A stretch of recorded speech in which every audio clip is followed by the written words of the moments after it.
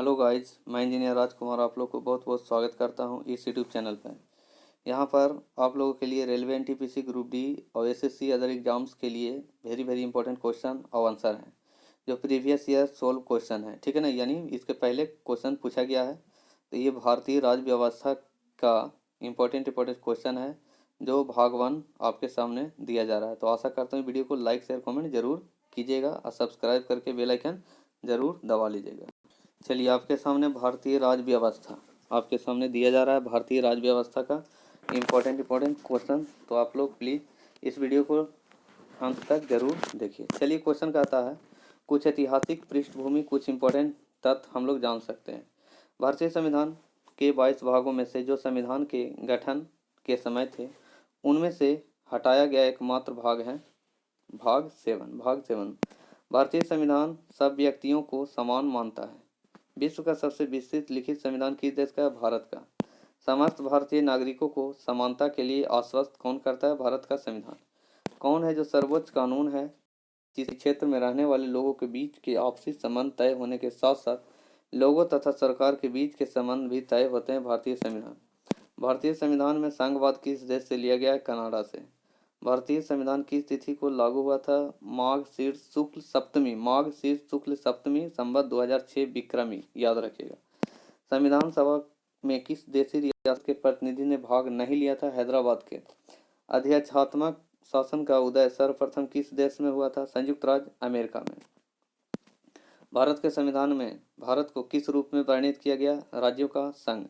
संविधान के अंतर्गत भारतीय लोकतंत्र के आदर्श को हम कहाँ देख सकते हैं? प्रस्तावना में। भारत की संविधान सभा का गठन करने का अधिकार क्या है? Cabinet mission plan 1946। भारत का संविधान किस प्रकार का है? नम्य और अनम्य। संविधान सभा के अस्थायी अध्यक्ष कौन थे? सच्चिदानंद सिन्हा। कौन सा विशेष प्रावधान भारतीय संविधान में ब्रिटिश संविधान से लिया गया? संसदीय प्रणाली। भारतीय संविधान का उद्देश्य का स्रोत क्या है? अमेरिकी संविधान। भारतीय संविधान के किस भाग को उसकी आत्मा कही गई है? प्रस्तावना को भारतीय संविधान की आत्मा कही गई। भारतीय संविधान के निर्माण में कुल कितना समय लगा था? 2 वर्ष 11 महीने 17 दिन।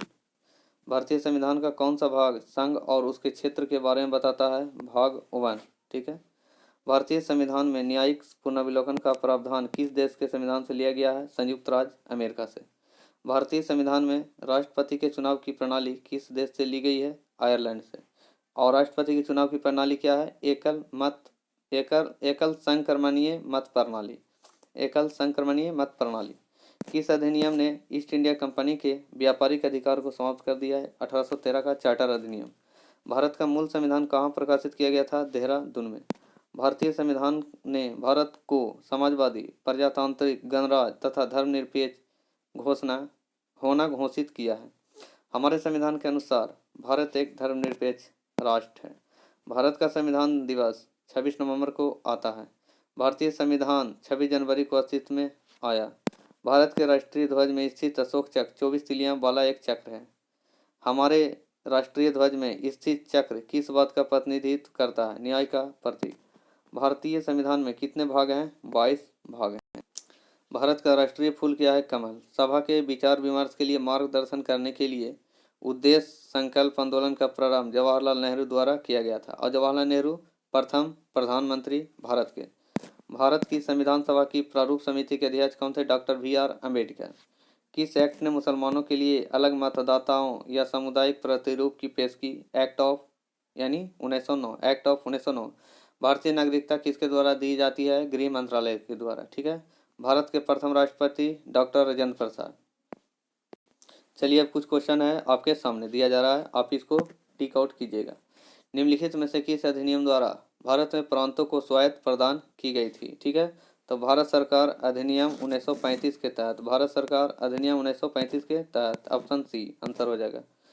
अब देखिए, इसके तहत क्या है कि संघात्मक सरकार की स्थापना। पहला संघात्मक सरकार की स्थापना, दूसरा केंद्र में द्वैध शासन की स्थापना, प्रांतों में द्वैध शासन के स्थान पर स्वायत्त शासन की स्थापना, द्विसदनीय केंद्रीय मंत्रिमंडल, प्रांतीय शासन व्यवस्था, प्रांतीय विधानमंडल, केंद्र एवं प्रांतों में शक्तियों का बंटवारा, विभाजन और फेडरल न्याय स्थापना आदि। ठीक है। तो आगे चलते हैं, नेक्स्ट चलते हैं। ठीक है। चलिए, भारत के संविधान के ऊपर सबसे अधिक प्रभाव निम्नलिखित में से किसका माना जाता है, किसका माना जाता है? तो भारत सरकार अधिनियम 1935, भारत सरकार अधिनियम 1935 के तहत। ठीक है, नेक्स्ट चलते हैं हम लोग। कहता है कि सरकार शासन की एकात्मक पद्धति का लाभ, तो कौन हो जाएगा? तो दृढ़ राज हो जाएगा, दृढ़ राज हो जाएगा। चलिए, निम्नलिखित में से किस देश का अलिखित संविधान है? अलिखित संविधान माने लिखा हुआ संविधान नहीं है, तो यूके के। ठीक है, चलिए, और लिखा हुआ संविधान किसका किसका है? यूएसए, पाकिस्तान और भारत का लिखा हुआ संविधान है। ठीक है, सबसे बड़ा संविधान भारत का ही है। जिस संविधान सभा द्वारा भारत के संविधान का अधिनियम लिखा किया गया, उसके सदस्य कौन थे? ठीक है ना, तो विभिन्न प्रांतों के विधानसभा द्वारा निर्वाचित सदस्य। ठीक है, आगे बढ़ते हैं। चलिए, नेक्स्ट चलते हैं, जिसमें 93 सदस्य देशी रियासत के प्रतिनिधि थे। ठीक है ना, 4 सदस्य चीफ कमिश्नर क्षेत्र के प्रतिनिधि थे और 292 सदस्य ब्रिटिश प्रांत की विधानसभाओं से निर्वाचित थे। तो कुल मिला के सदस्य की संख्या 389 थी। ठीक, कब? 1946 में किया गया था। ठीक है, तो इतना आप याद रखिएगा, दिसंबर 1946 में किया गया था। चलिए, नेक्स्ट चलते हैं हम लोग। ये सब छोटी छोटी पर मोटी बातें हैं, आपको ध्यान में रखना चाहिए। भारत की अंतःकालीन संसद में कितने सदस्य थे? कितने सदस्य? 296 सदस्य। अभी बताएं, 296 सदस्य, 296 सदस्य हैं। भारतीय संविधान में आपात उपबंध के लिए गए हैं, कौन गए हैं? तो बी नंबर होगा, भारत सरकार अधिनियम 1935, याद रखिएगा। चलिए, प्रथम केंद्रीय विधानसभा का गठन कब किया गया था? 1921 में किया गया था। चलिए पढ़ लेते हैं। भारत सरकार अधिनियम 1919 के तहत प्रथम केंद्रीय विधानसभा का गठन वर्ष 1921 में किया गया। इसके प्रथम अध्यक्ष फ्रेडरिक व्हाइट 1921 से 1925 थे, जबकि इसके दूसरे अध्यक्ष स्वराज पार्टी के विट्ठल भाई पटेल 24 अगस्त 1925 से अप्रैल 1930 थे। ठीक है, चलिए नेक्स्ट चलते हैं। भारत की संविधान सभा किसके कहने पर बनाई गई थी? तो किसके? कैबिनेट मिशन के तहत, कैबिनेट मिशन के तहत, याद रखिएगा। कब? 1946 में। कब? 1946 में। ठीक है, आगे बढ़ते हैं। निम्नलिखित में से किस अधिनियम में नियंत्रक महालेखा परीक्षा का नाम पद का सुझाव दिया गया था? कब दिया गया था? 1919 अधिनियम के अनुसार, 1919 के अधिनियम के तहत। चलिए नेक्स्ट चलते हैं हम। कहता है भारत संविधान सभा का अध्यक्ष कौन था? तो डॉक्टर राजेंद्र प्रसाद थे। ठीक है, नेक्स्ट चलिए। निम्नलिखित में से भारतीय संविधान सभा के अध्यक्ष कौन थे? कौन थे? तो ये होते डॉक्टर राजेंद्र प्रसाद। चलिए, भारतीय संविधान केरल सरकार के लोकतांत्रिक रूप की कल्पना नहीं करता है, बल्कि एक लोकतांत्रिक समाज की भी कल्पना करता है, क्योंकि यह इसकी विचारधारा से ओतप्रोत है। अब देखिए, इसको मिलान करना है, तो इसका डी नंबर आंसर हो जाएगा। ठीक है, डी नंबर हो जाएगा। तो यह 1 2 3 4, 1 2 3 4, याद रखिएगा इस टाइप से। चलिए ठीक है, पहले न्याय, उसके बाद स्वतंत्रता, उसके बाद समानता, उसके बाद भाईचारा। चलिए आगे बढ़ते हैं हम लोग। चलिए नेक्स्ट क्वेश्चन की। स्वतंत्रतावाद किसका द्योतक है? तो किसका द्योतक है? सामाजिक, राजनीतिक, आर्थिक पहलुओं की स्वतंत्रता का। ठीक है, भारतीय संविधान की प्रस्तावना किस प्रकार के न्याय की बात नहीं कही गई है? तो लोकतांत्रिक की बात नहीं कही गई है। ठीक है ना, संविधान के अंतर्गत भारतीय लोकतंत्र के आदर्शों को हम कहाँ देख सकते हैं? कहाँ देख सकते हैं? प्रस्तावना में देख सकते हैं। चलिए, संविधान की प्रस्तावना में भारत को निम्नलिखित में से किस रूप में घोषित किया गया है? किस रूप में घोषित किया गया है? तो एक प्रभु संपन्न, समाजवादी, पंथ निरपेक्ष, लोकतांत्रिक गणराज्य। ठीक है, नेक्स्ट हम लोग चलते हैं आगे। चलिए, डिटेल आप थोड़ा सा जान जाइए। ठीक है, इसके तत्कालीन प्रधानमंत्री इंदिरा गांधी के द्वारा गठित सरदार स्वर्ण सिंह समिति की सिफारिश पर कब 42वें संविधान संशोधन 1976 में जोड़ा गया था? ठीक है ना, समाजवादी, पंथ निरपेक्ष और अखंडता। ठीक है, ये चीज जोड़ा गया था, याद रखिएगा। चलिए ठीक है, संविधान की प्रस्तावना में भारत को कहा गया है सर्वसत्ताधारी, समाजवादी, धर्मनिरपेक्ष, लोकतांत्रिक गणराज्य। चलिए नेक्स्ट चलते हैं। संविधान बनाते समय निम्नलिखित में से कौन सा आदर्श प्रस्तावना में शामिल नहीं किया गया था? कौन सा समाजवादी नहीं जोड़ा गया था? लोकप्रिय प्रभुसत्ता क्या है? लोकप्रिय प्रभुसत्ता का मतलब है कि जनता के प्रतिनिधि प्रभुत्व। ठीक है, जनता के प्रतिनिधि का प्रभुत्व। ठीक है ना, चलिए आगे बढ़ते हैं हम लोग। भारत पूर्ण संप्रभु लोकतांत्रिक गणराज्य कब बना? माने भारत पूर्ण संप्रभु लोकतांत्रिक गणराज्य कब बना? तो 26 नवंबर 1949 को, याद रखिएगा, ठीक है, 26 नवंबर 1949 को। चलिए, थोड़ा सा इंपॉर्टेंट चीज़ है। देखिए, कहता है कि यहाँ पर क्योंकि संविधान सभा द्वारा संविधान के उद्देश्य का तथा प्रस्तावना 26 नवंबर 1949 को अंगीकृत, अधिनियमित एवं आत्माप्रीत किया गया, ठीक है। संविधान के कुछ अनुच्छेद को तत्काल लागू कर दिया गया, जबकि शेष संविधान को 26 जनवरी 1950 को लागू किया गया। अतः संविधान को लागू होने की तिथि 26 जनवरी 1950 है। तो लागू तो 1950 को हुआ था, लेकिन बनकर तैयार हो गया 26 नवंबर 1949। भारतीय संविधान पूर्णतः किस तिथि से लागू हुआ? तो ही 26 जनवरी 1950 लागू हुआ। तो लागू याद रखना, 26 जनवरी 1950। संविधान की उद्देश्य का संशोधन कितनी बार हुआ? बस एक ही बार संशोधन हुआ। कब? 1976 में 42वां संविधान संशोधन। तो याद रखिएगा, 1976 42वें संविधान संशोधन। भारतीय संविधान की प्रस्तावना में निम्नलिखित में से किस अभिव्यक्ति का प्रयोग नहीं किया गया? तो यहाँ पर संघीय का प्रयोग नहीं किया गया, संघीय का प्रयोग नहीं किया गया। ये अनुच्छेद 1 के तहत आता है। अनुच्छेद 1 के तहत कहता भारत राज्यों का संघ है, भारत राज्यों का संघ है, आप याद रखिएगा। कहता है हमारे संविधान की प्रस्तावना में उल्लेख नहीं है। क्या नहीं है उल्लेख? तो वयस्क मताधिकार उल्लेख नहीं है। देखिए, ये है कि देखिए यहाँ पर अनुच्छेद 226 के तहत वयस्क मताधिकार के आधार पर लोकसभा, राज्य विधानसभा का निर्वाचन को होना उल्लिखित है, ठीक है ना। तो इसीलिए यहाँ पर नहीं है। चलिए आगे बढ़ते हैं। संविधान के निर्माताओं के मनोभाव और आदर्श प्रतिबिंबित होते हैं किससे भाई? तो यहाँ पर हो जाएगा उद्देशिका में प्रतिबिंबित होते हैं, उद्देशिका में। चलिए आगे बढ़ते हैं। और इन कहता है, ये देखो, इन बेरोबारी यूनियन 1960 मामले में कहा गया है कि प्रस्तावना संविधान के निर्माताओं की आशय को स्पष्ट करने वाली कुंजी है। भारत के संविधान में संघीय शब्द का प्रयोग कहाँ पर हुआ था? कहाँ पर हुआ था संघीय शब्द का प्रयोग? संविधान में कहीं नहीं संघ शब्द का प्रयोग हुआ था। देखिए, संघ शब्द के स्थान पर अनुच्छेद 1 के तहत राज्यों का संघ बोला गया है, ठीक है, भारत को। भारत के संविधान में भारत को किस रूप में वर्णित किया गया है? तो राज्यों का संघ कहा गया है, इसको राज्यों का संघ कहा गया है, ठीक है। अनुच्छेद 1 के तहत राज्यों का संघ कहा गया है। चलिए ठीक है। भारतीय संविधान के अनुच्छेद 1 में यह घोषणा की गई कि इंडिया अर्थात भारत राज्यों का संघ है, ठीक है, भारत राज्यों का संघ है। संविधान के अनुच्छेद 1 में भारत को क्या कहा गया है? तो राज्यों का संघ कहा गया है। देखिए, रिपीटेड क्वेश्चन मैंने उस टाइप के क्वेश्चन है, आंसर सेम है। किस अनुच्छेद में इंडिया को भारत का? अनुच्छेद 1 में भारत को संघ कहा गया है, अनुच्छेद 1 में। शक्तियों का विभाजन और स्वतंत्र न्यायपालिका किसकी दो महत्वपूर्ण विशेषताएं हैं? तो यहाँ पर किसकी हो जाएगी? तो संघ, सरकार के संघ स्वरूप का, ठीक है, तो याद रखिएगा। चलिए नेक्स्ट चलते हैं हम लोग। कहता है भारत में किस प्रकार का संघवाद देखा जाता है? तो यहाँ जगह संघ बनाकर राज्यों का गठन करना, संघ बनाकर राज्यों का गठन करना। अनुच्छेद 1 के तहत भारत में संघ राज्य क्षेत्रों की संख्या कितनी है बाबू? तो यहाँ पर देखिए 7 दिया गया, लेकिन ये पुराना है, तो यहाँ पर काट लीजिएगा, इसको 9 कर दीजिएगा। कितना हो जाएगा? 9, ठीक है ना। चलिए, इसको मैं जम्मू कश्मीर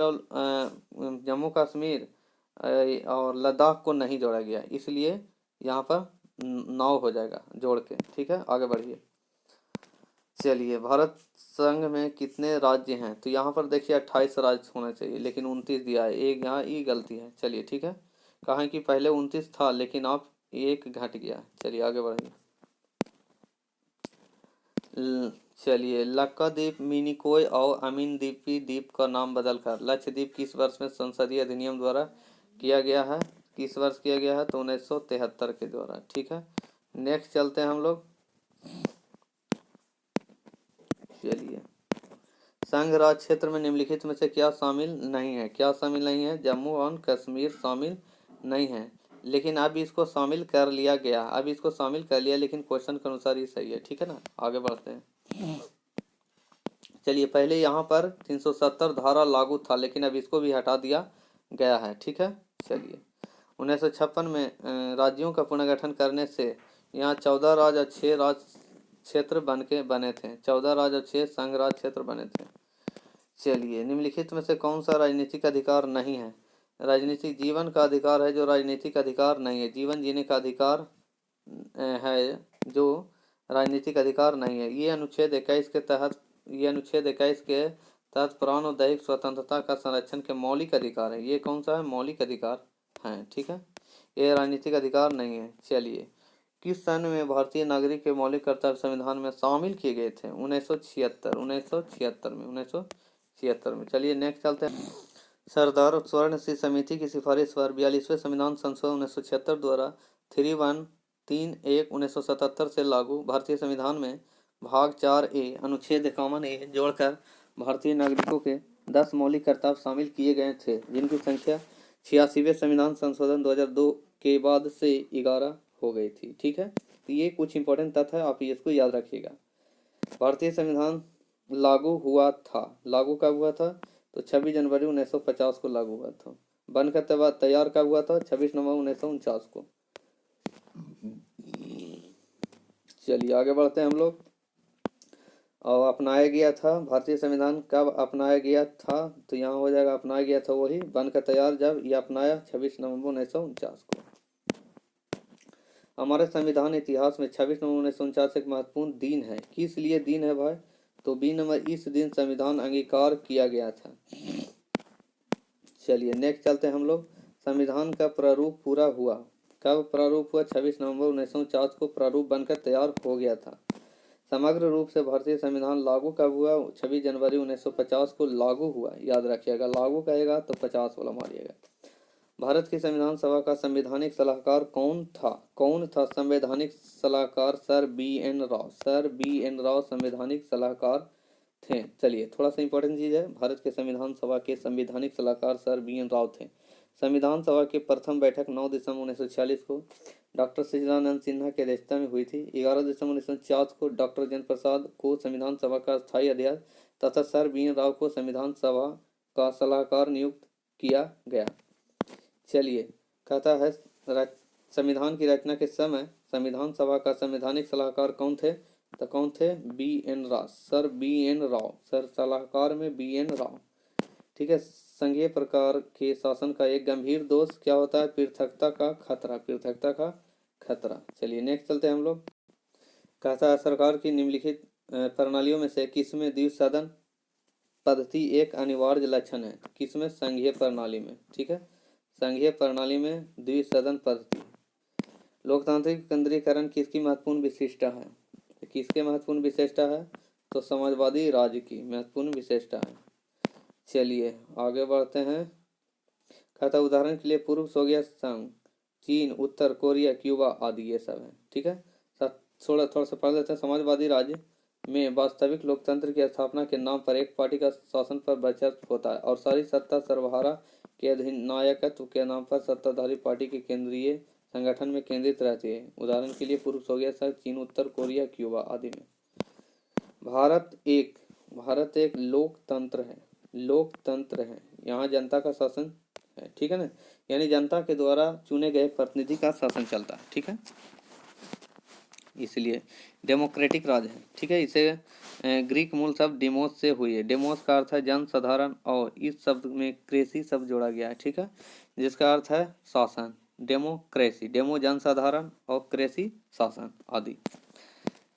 चलिए नेक्स्ट चलते हैं। निम्नलिखित में से कौन सा संशोधन नियम अधिनियम मिनी संविधान माना जाता है? तो मिनी संविधान 42वें संविधान संशोधन को मिनी संविधान संशोधन कहा गया है। 42वें संविधान संशोधन 1976 को।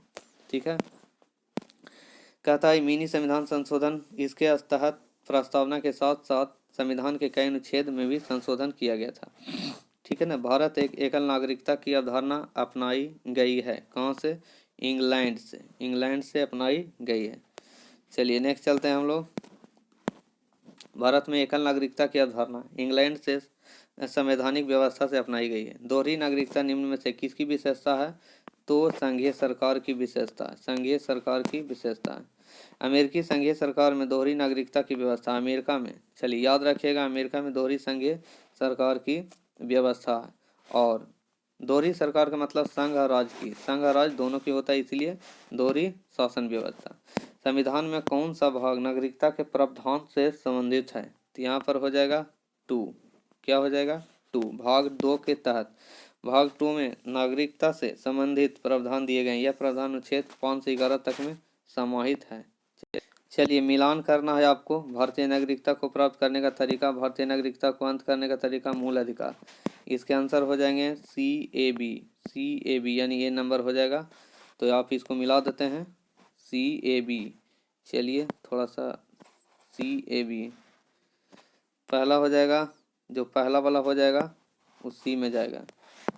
पहला वाला हो जाएगा कौन है भारतीय नागरिकता को तरीका, ओहो सॉरी, यहाँ पर हो जाएगा C नंबर, उसके बाद A नंबर हो जाएगा, उसके बाद B नंबर होगा। तो याद रखिएगा, ठीक है। भारतीय नागरिकता को प्राप्त करने का तरीका पंजीकरण करके, भारतीय नागरिकता को अंत करने का तरीका वंचित करने पर, मूल अधिकार विधि के तहत समानता तथा विधियों के समान संरक्षण। तो ये इम्पोर्टेंट है, देख लीजिएगा। देखिए यहाँ पर आपको मिला दिया गया है, तो आप इसको देख लीजिए। भारतीय संघवाद निकट है, तो क्या हो जाएगा कनाडा के। भारतीय संविधान सभा ने अमेरिकी व स्विट्जरलैंड की संघीय प्रणाली को न अपनाकर कनाडा की संघीय प्रणाली को अपनाया, अतः कहा जाता है कि भारतीय संघवाद कनाडा के निकट है। भारतीय संविधान में सुदृढ़ केंद्र के साथ संघीय प्रणाली कहाँ से ली गई है, तो यहाँ कनाडा से ली गया है। कहाँ से संघीय प्रणाली, कनाडा से लिया गया है। तो याद रखिएगा, भारतीय संविधान ने भारतीय महासंघ की योजना किसके संविधान से ली गई है, तो कनाडा से लिया गया। याद रखिएगा, कनाडा से लिया गया है। चलिए, दोहरी नागरिकता के प्रावधान को देश हित में नहीं अपनाया गया। अमेरिका संविधान की भांति अमेरिका में दोहरी शासन व्यवस्था है, लेकिन भारत में दोहरी शासन व्यवस्था नहीं है। दोहरी शासन का मतलब कि संघ और राज्य दोनों का शासन। विधि का शासन की संकल्प कहाँ की संवैधानिक प्रणाली की एक विशेष विशिष्टता है, तो ब्रिटेन की हो जाएगी। कहाँ, ब्रिटेन की हो जाएगी। चलिए आगे बढ़ते हैं। भारत के संविधान का निर्माता किसे माना जाता है? संविधान को निर्माता BR अम्बेडकर जी, ठीक है ना। आगे बढ़िए। कौन भारतीय संविधान की प्रारूपण समिति के सदस्य नहीं थे? अब देखिए यहाँ पर नहीं थे, यानी 1 से 2 भी नहीं हो सकते हैं। चलिए इसका हम आंसर आगे बताते हैं, इसका डिटेल बताते हैं। चलिए ठीक है, डिटेल में कहता है भारतीय संविधान की प्रारूपण समिति में गोपालाचारी अयंगर और राजेंद्र प्रसाद सदस्य नहीं थे। कौन? राजेंद्र प्रसाद और गोपालाचारी अयंगर। भारतीय संविधान की 7 सदस्य प्रणाली समिति में डॉक्टर BR अम्बेडकर अध्यक्ष थे तथा KM मुंशी, अल्लादी कृष्णा स्वामी अयंगर, BL मित्र, DP खेतान, N गोपाल स्वामी अयंगर और मोहम्मद सदुल्ला सदस्य थे। ये सब सदस्य थे, लेकिन गोपालाचारी अयंगर राजेंद्र प्रसाद ये दोनों सदस्य नहीं थे। तो आपको याद रखना है कि 7 सदस्य थे। कौन थे? पहला डॉक्टर BR अम्बेडकर, अध्यक्ष के रूप में डॉक्टर BR अम्बेडकर को चुना गया तथा KM मुंशी, अल्लादी कृष्णा स्वामी अयंगर, BL मित्र और DP खेतान, N गोपाल स्वामी अयंगर और मोहम्मद सदुल्ला सदस्य। ठीक है। भारतीय संविधान के आधारभूत अभिलक्षण कौन से, जिन्हें अनुच्छेद 368 के अंतर्गत संशोधित नहीं किया जा सकता है? तो कौन सा है भाई? तो यहाँ पर हो जाएगा आंसर D नंबर, संप्रभुता, भूभागीय अखंडता, संघीय प्रणाली, न्यायिक समीक्षा और शासन की संसदीय प्रणाली। चलिए, तो ये सब थे और हैं। आगे चलिए। हमारे संविधान में न्यायिक समीक्षा की धारणा किस देश से ली गई है? किस देश से ली गई? USA से। USA, ठीक है ना, USA अमेरिका। चलिए, USA अमेरिका को बोलते हैं, ठीक है। वहाँ से न्यायिक समीक्षा मतलब न्यायिक समीक्षा, मौलिक अधिकार, संविधान की सर्वोच्चता, उपराष्ट्रपति से संबंधित व्यवस्था, राष्ट्रपति व उच्चतम न्यायालय के न्यायाधीश को हटाने की प्रक्रिया ग्रहण की गई, वहीं से लिया गया। विश्व में सबसे बड़ा संविधान किस देश का है? तो सबसे बड़ा भारत का ही है, लिखित संविधान भारत का ही है। चलिए नेक्स्ट चलते हैं हम लोग। 365 अनुच्छेद 395 तथा 8 अनुसूची थी भारत में, ठीक है ना। वर्तमान में 395 अनुच्छेद हो गए और 12 अनुसूची हो गए। सबसे पहले 8 अनुसूची था तो 12 हो गया, और पहले 395 था, अभी 395 है वर्तमान में, ठीक है ना। और भी बढ़ा है अनुच्छेद। किस राज्य के मामले में संसद संघीय सूची में दिए गए विषय पर केवल राज्य से परामर्श करके विधि निर्माण कर सकती है? तो कहाँ से भाई? तो जम्मू कश्मीर। अब इसके बारे में तो चेंज हो गया है, तो आप इसको थोड़ा सा देख लीजिएगा, क्योंकि करंट अफेयर में बताया गया है, क्योंकि जम्मू कश्मीर और लद्दाख को केंद्र शासित प्रदेश बना दिया गया है, ठीक है ना। तो क्वेश्चन को देखिए, बढ़िया से समझिएगा। 370 लागू वहाँ धारा था जो हटा दिया गया है, ठीक है ना, विशेष राज्य की दर्जा। और ठीक है, ये सब है। संघीय सूची में कितनी मदें होती हैं? कितने मद हैं? 97 97 मदें हैं, ठीक है ना। संघ सूची में 97 विषय हैं, राज्य सूची में 66 विषय हैं, संवर्ती सूची में 47 विषय हैं। तो विषय याद रखिएगा 97, 66 और 47, तो याद रखिएगा। और संघ सूची में 2A 92 और 92B के रूप में 3 अतिरिक्त विषय भी शामिल किए गए, लेकिन सूची की अंतिम संख्या 97 ही है, न कि 100। किसी भी रूप में सूची की संख्या 99 नहीं हो सकती, जिससे एसएससी ने अपने चल हटाओ भी सब। स्थानीय सरकारें आधार हैं, किसका आधार है? तो लोकतंत्र का आधार है, लोकतंत्र का आधार है। चलिए आगे चलते हैं हम लोग। चलिए नेक्स्ट, स्वतंत्र भारत में निम्नलिखित में से कौन सी प्रणाली लोकतंत्र के वास्तविक आधार के विपरीत जाती है? तो कौन हो जाएगा? तो जाति व्यवस्था, जाति व्यवस्था। लोकतांत्रिक प्रणाली के लिए निम्न में से कौन से तत्व आवश्यक हैं? तो उक्त में सभी आवश्यक है। स्वतंत्र एवं निष्पक्ष चुनाव, अवसर की समानता और अधिकारों की संरक्षण। किस प्रकार की सरकार निष्पक्ष तथा स्वतंत्र चुनाव पर अधिकार होती है? आधारित होती है जिनमें तत्कालीन सत्ताधारी के हराने का निष्पक्ष उचित अवसर होते। यहाँ लोकतांत्रिक हो जाएगा, लोकतांत्रिक। कहता है एक खालिस्तान सरकार संवैधानिक कानूनों तथा नागरिक अधिकारों द्वारा खींची निर्धारित सीमाओं के भीतर ही काम करती है।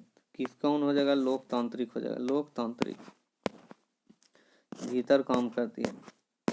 चलिए मूल अधिकार एवं मूल कर्तव्य के कुछ इंपॉर्टेंट तथ्य हैं जिसको हम लोग देख सकते हैं, ठीक है।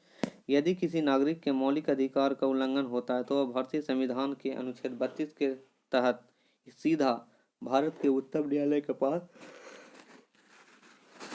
जा सकता है, ठीक है, भारत के उच्चतम न्यायालय के पास जा सकता है। कहता है उत्प्रेषण निषेध तथा बंदी प्रत्यक्षीकरण में कौन सा से अध्यादेश किसी निजी व्यक्ति के विरुद्ध जारी किया या किए जा सकते हैं? तो बंदी प्रत्यक्षीकरण, बंदी प्रत्यक्षीकरण। भारतीय संविधान के अनुच्छेद 21 में जीवन का अधिकार के अलावा भी शामिल है कौची है भाई? स्वास्थ्य का अधिकार, ठीक है, भोजन का अधिकार, पानी का अधिकार। भारतीय संविधान के किस अनुच्छेद के अंतर्गत किसी नागरिक के मौलिक अधिकार का उल्लंघन हो रहा है तो वह उच्च न्यायालय जा सकता है? अनुच्छेद 226 के तहत। भारतीय संविधान के किस भाग में मौलिक अधिकार वर्णित है? भाग 3 में। किस मौलिक अधिकार के तहत कानून के नज़र में सभी लोग समान हैं? समानता का अधिकार। नागरिक कौन से मौलिक अधिकार का सहारा ले अदालत जा सकता है जब उसे लगता है कि राज्य द्वारा उसके किसी मौलिक अधिकार उल्लंघन किया जा रहा है? संवैधानिक उपचार का अधिकार। भारतीय संविधान के किस खंड को आमतौर पर उसकी अंतरात्मा भी कहा जाता है? मौलिक अधिकार। भारतीय संविधान का भाग 4A यानी मूल कर्तव्य के बारे में उल्लेख करता है। भारतीय संविधान का भाग 4A मूल कर्तव्य के बारे में उल्लेख करता है। भारतीय संविधान के किस अनुच्छेद में कहा गया है कि भारत के किसी भी नागरिक के साथ धर्म, नस्ल, जाति, लिंग या जन्म स्थान के आधार पर भेदभाव नहीं किया जाएगा? अनुच्छेद 15, ठीक है। जीवन का संरक्षण तथा व्यक्तिगत स्वतंत्रता भारतीय संविधान के किस अनुच्छेद में दिया गया? अनुच्छेद 21 में। चलिए नेक्स्ट चलते हैं। कहता है भारतीय संविधान में उल्लिखित मौलिक कर्तव्य किसके लिए है? सभी नागरिकों के लिए। भारतीय संविधान में मौलिक अधिकार किस देश के संविधान से लिया गया है? अमेरिकी संविधान से। अधिकार परीक्षा शब्द का शाब्दिक अर्थ क्या है? किस अधिकार से, किसी अधिकार से, ठीक है। भारतीय संविधान के किस मौलिक अधिकार के अंतर्गत छुआछूत की समाप्ति शामिल है? समानता का अधिकार। BR अम्बेडकर द्वारा किस अनुच्छेद को संविधान का हृदय व आत्मा संदर्भित किया गया? अनुच्छेद 32। कौन से प्रावधान के लिए संसद में विशेष बहुमत की आवश्यकता पड़ती है? मौलिक अधिकार में परिवर्तन, ठीक है ना। कहता है शिक्षा का अधिकार की व्याख्या भारतीय संविधान के किस अनुच्छेद में की गई है? अनुच्छेद 21 में। भारतीय संविधान के तहत भाग 4A में कितने मौलिक कर्तव्य निर्दिष्ट किए गए हैं? 11। भारतीय संविधान का भाग 3 भारतीय नागरिकों को कितने मौलिक अधिकार सुनिश्चित करता है? 6। भारतीय संविधान में कितने प्रकार के प्रदेश जारी किए जा सकते हैं? 5। भारतीय संविधान के किस लेख में संवैधानिक उपाय करने का अधिकार दिया गया? अनुच्छेद 32 में। भारतीय संविधान के किस लेख में शोषण के विरुद्ध अधिकार दिया गया? अनुच्छेद 23 और 24 में। शोषण के विरुद्ध अधिकार अनुच्छेद 23-24 में। भारतीय संविधान के कौन से अनुच्छेद में जीवन तथा दैहिक स्वतंत्रता का अधिकार दी गई है? अनुच्छेद 21 में। ठीक है, इसके पहले भी बताया गया।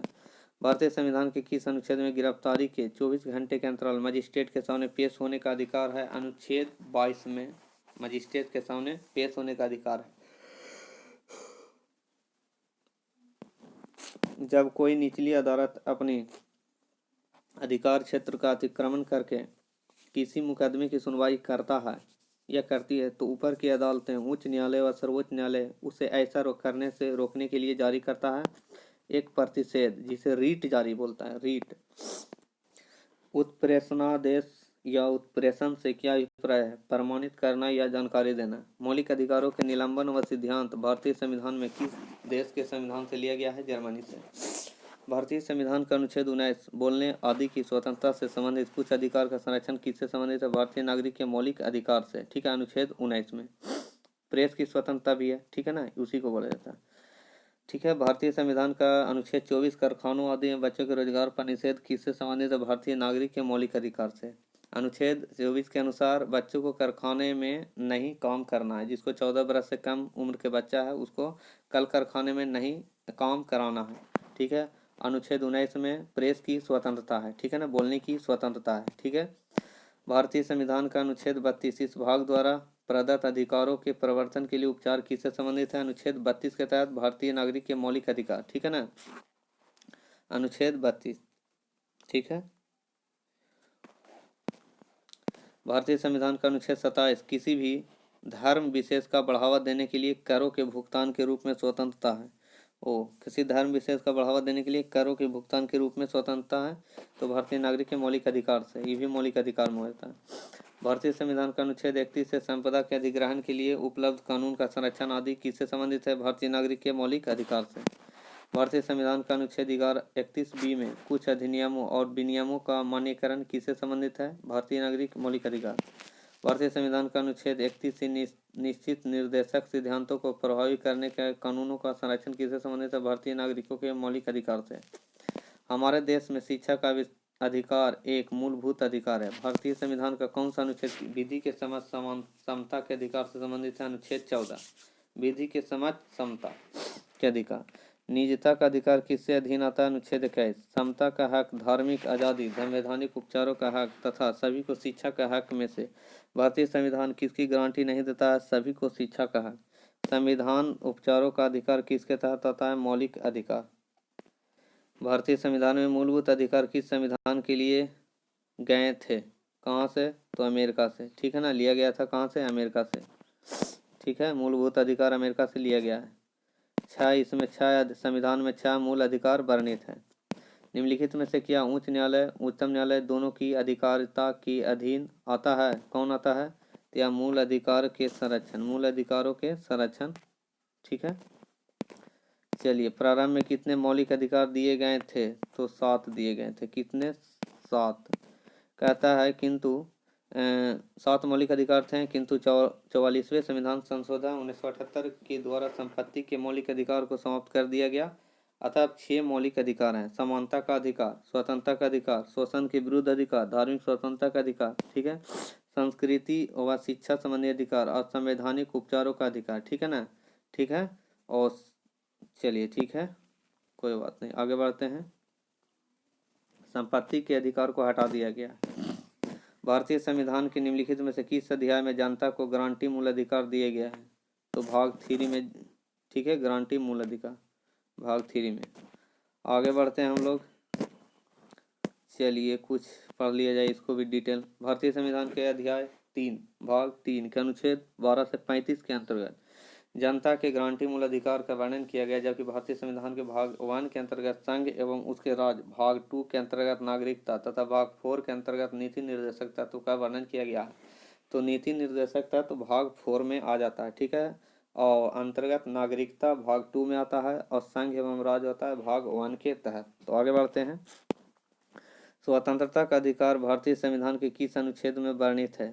किसमें? अनुच्छेद 19 से 22 में। अनुच्छेद 19 से 22 में।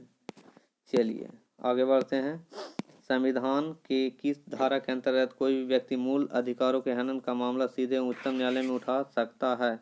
तो किस धारा के अंतर्गत हो जाएगा?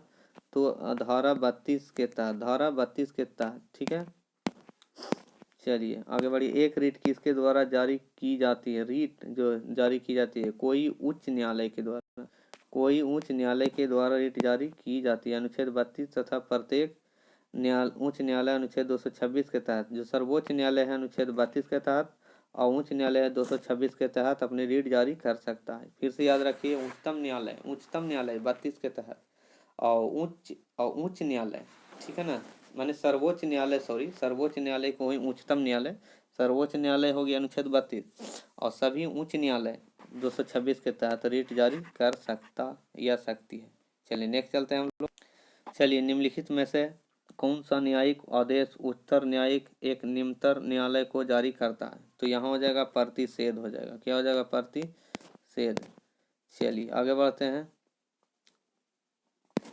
निम्नलिखित में से कौन सा निजी स्वतंत्रता का एक आधार है? तो यहाँ हो जाएगा बंदी प्रत्यक्षीकरण। बंदी प्रत्यक्षीकरण रीट द्वारा किसी अवैध रूप से निरुद्ध व्यक्ति को छोड़ने के लिए उच्च या उच्चतम न्यायालय आदेश जारी कर सकता है, अतः यह निजी स्वतंत्रता का एक आधार है।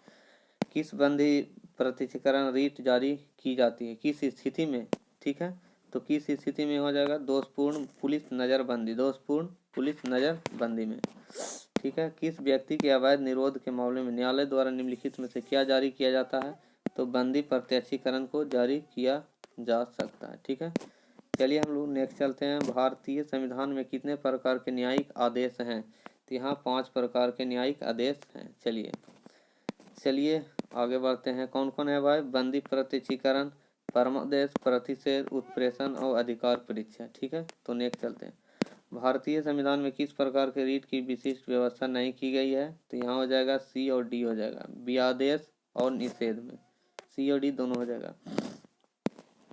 5 प्रकार की रीट जारी करने की शक्ति है। पहला बंदी प्रत्यक्षीकरण, परमादेश, प्रतिषेध, अधिकार परीक्षा और उत्प्रेषण। याद रखिएगा, बंदी प्रत्यक्षीकरण और परमादेश और प्रतिषेध और अधिकार परीक्षा, उसके बाद उत्प्रेषण।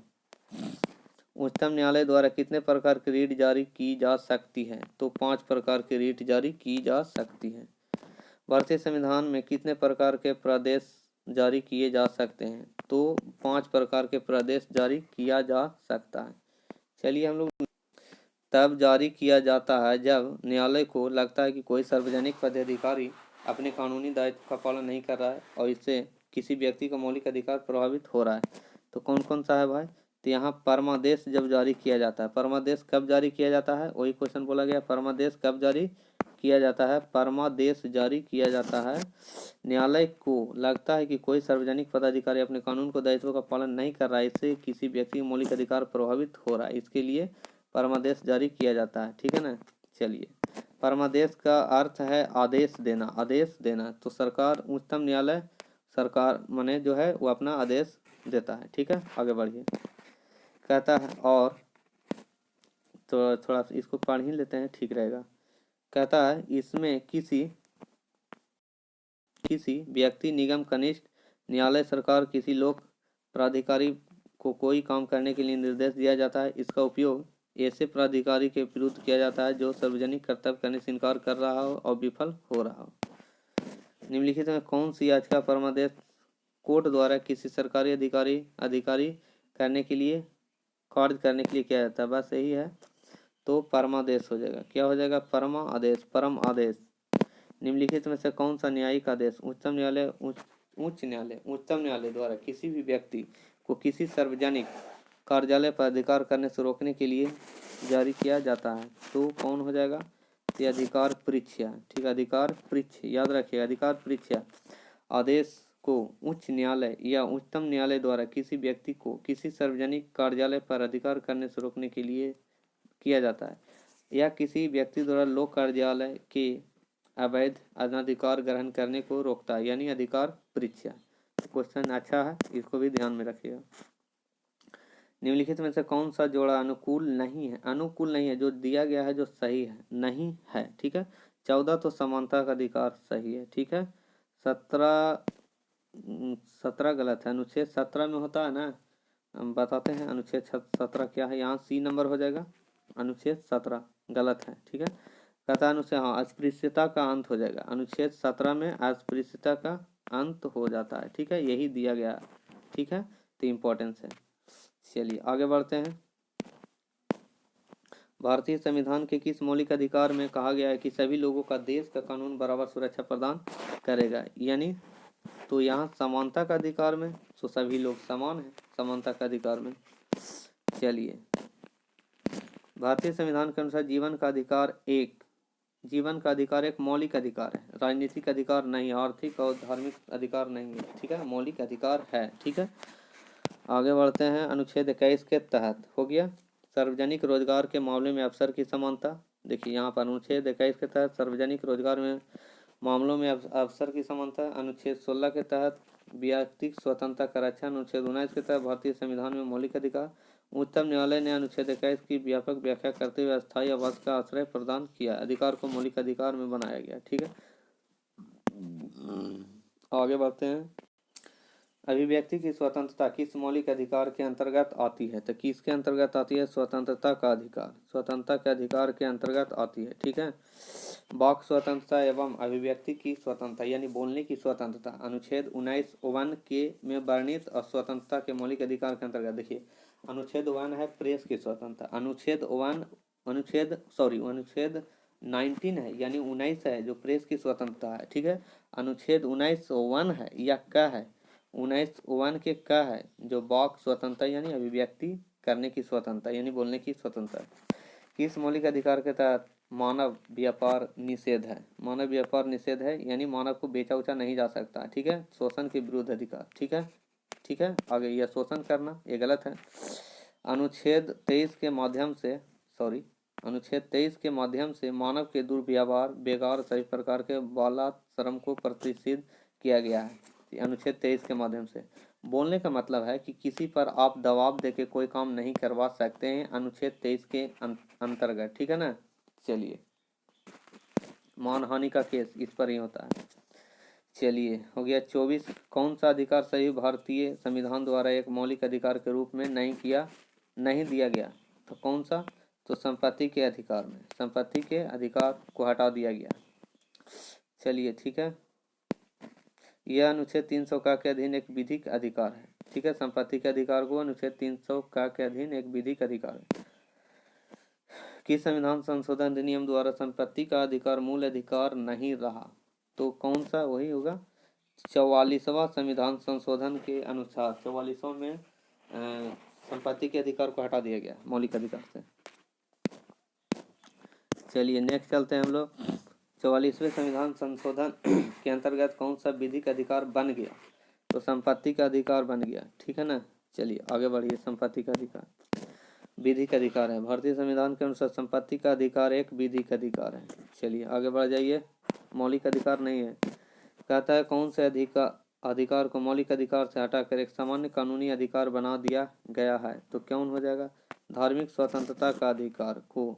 ठीक है, सामान्य कानूनी अधिकार बना दिया गया धार्मिक स्वतंत्रता का अधिकार। निम्नलिखित में कौन सा मौलिक अधिकार भारतीय संविधान से हटाया जा चुका है? तो कौन हो जाएगा? तो संपत्ति का अधिकार को हटाया जा चुका है। चलिए हम लोग नेक्स्ट चलते हैं। संपत्ति के अधिकार को मौलिक अधिकार की सूची से किसके शासनकाल के दौरान हटाया गया था? किसके शासनकाल के? मोरारजी देसाई के शासनकाल के समय। चलिए 1978 में हटा दिया गया था। कब? 1978 में हटा दिया गया था 44वें संविधान संशोधन के तहत। ठीक है, संपत्ति के अधिकार को अनुच्छेद 31 में समाविष्ट था ये। ठीक है, ये अनुच्छेद मूल संविधान से हटा के अनुच्छेद 31 में समाविष्ट था। ठीक है, ये विधिक अधिकार है। चलिए, मौलिक अधिकार कौन सा है जिसमें डॉक्टर अम्बेडकर के अनुसार संविधान का दिल कहा जा सकता है? किसको संविधान का दिल कहा जा सकता है? तो हो जाएगा यहाँ पर संविधानिक उपचारों का अधिकार। उपचार, संवैधानिक उपचारों। देखिए दिल थोड़ा सा ट्रिकी याद करो। संविधान का दिल, संविधान का दिल से मतलब उपचार, उपचार का मतलब संवैधानिक उपचार, याद रखिएगा। ठीक है, चलिए नेक्स्ट चलिए। बी आर अम्बेडकर ने संविधान के मूल अधिकारों में उल्लिखित संविधान उपचारों के अधिकार अनुच्छेद 32 की संविधान हृदय व आत्मा कहा था। ठीक है, अनुच्छेद 32 को संविधान का हृदय या आत्मा, अनुच्छेद 32 को। यह अधिकार मूल अधिकार की 5 प्रकार की रीटों यानी बंदी, प्रत्यक्षीकरण, परमादेश, प्रतिषेध, उत्प्रेषण और अधिकार परीक्षा के माध्यम से लागू कराने की गारंटी प्रदान करता है। उच्चतम न्यायालय को इन रीट को अनुच्छेद 32 के तहत जारी करने का अधिकार है, जबकि अनुच्छेद 226 के अधीन उच्च न्यायालय की इन रीट को जारी कर सकता है। भारतीय संविधान के किस अनुच्छेद को डॉक्टर BR अम्बेडकर ने भारतीय संविधान के हृदय और आत्मा कहा है? किसको हृदय और आत्मा कहा? अनुच्छेद 32 को। ठीक है, हृदय और आत्मा कहा है। चलिए नेक्स्ट चलते हैं हम लोग। डॉक्टर BR अम्बेडकर के अनुसार कौन सा अनुच्छेद भारतीय संविधान का महत्वपूर्ण अनुच्छेद है? तो वही हो जाएगा 32।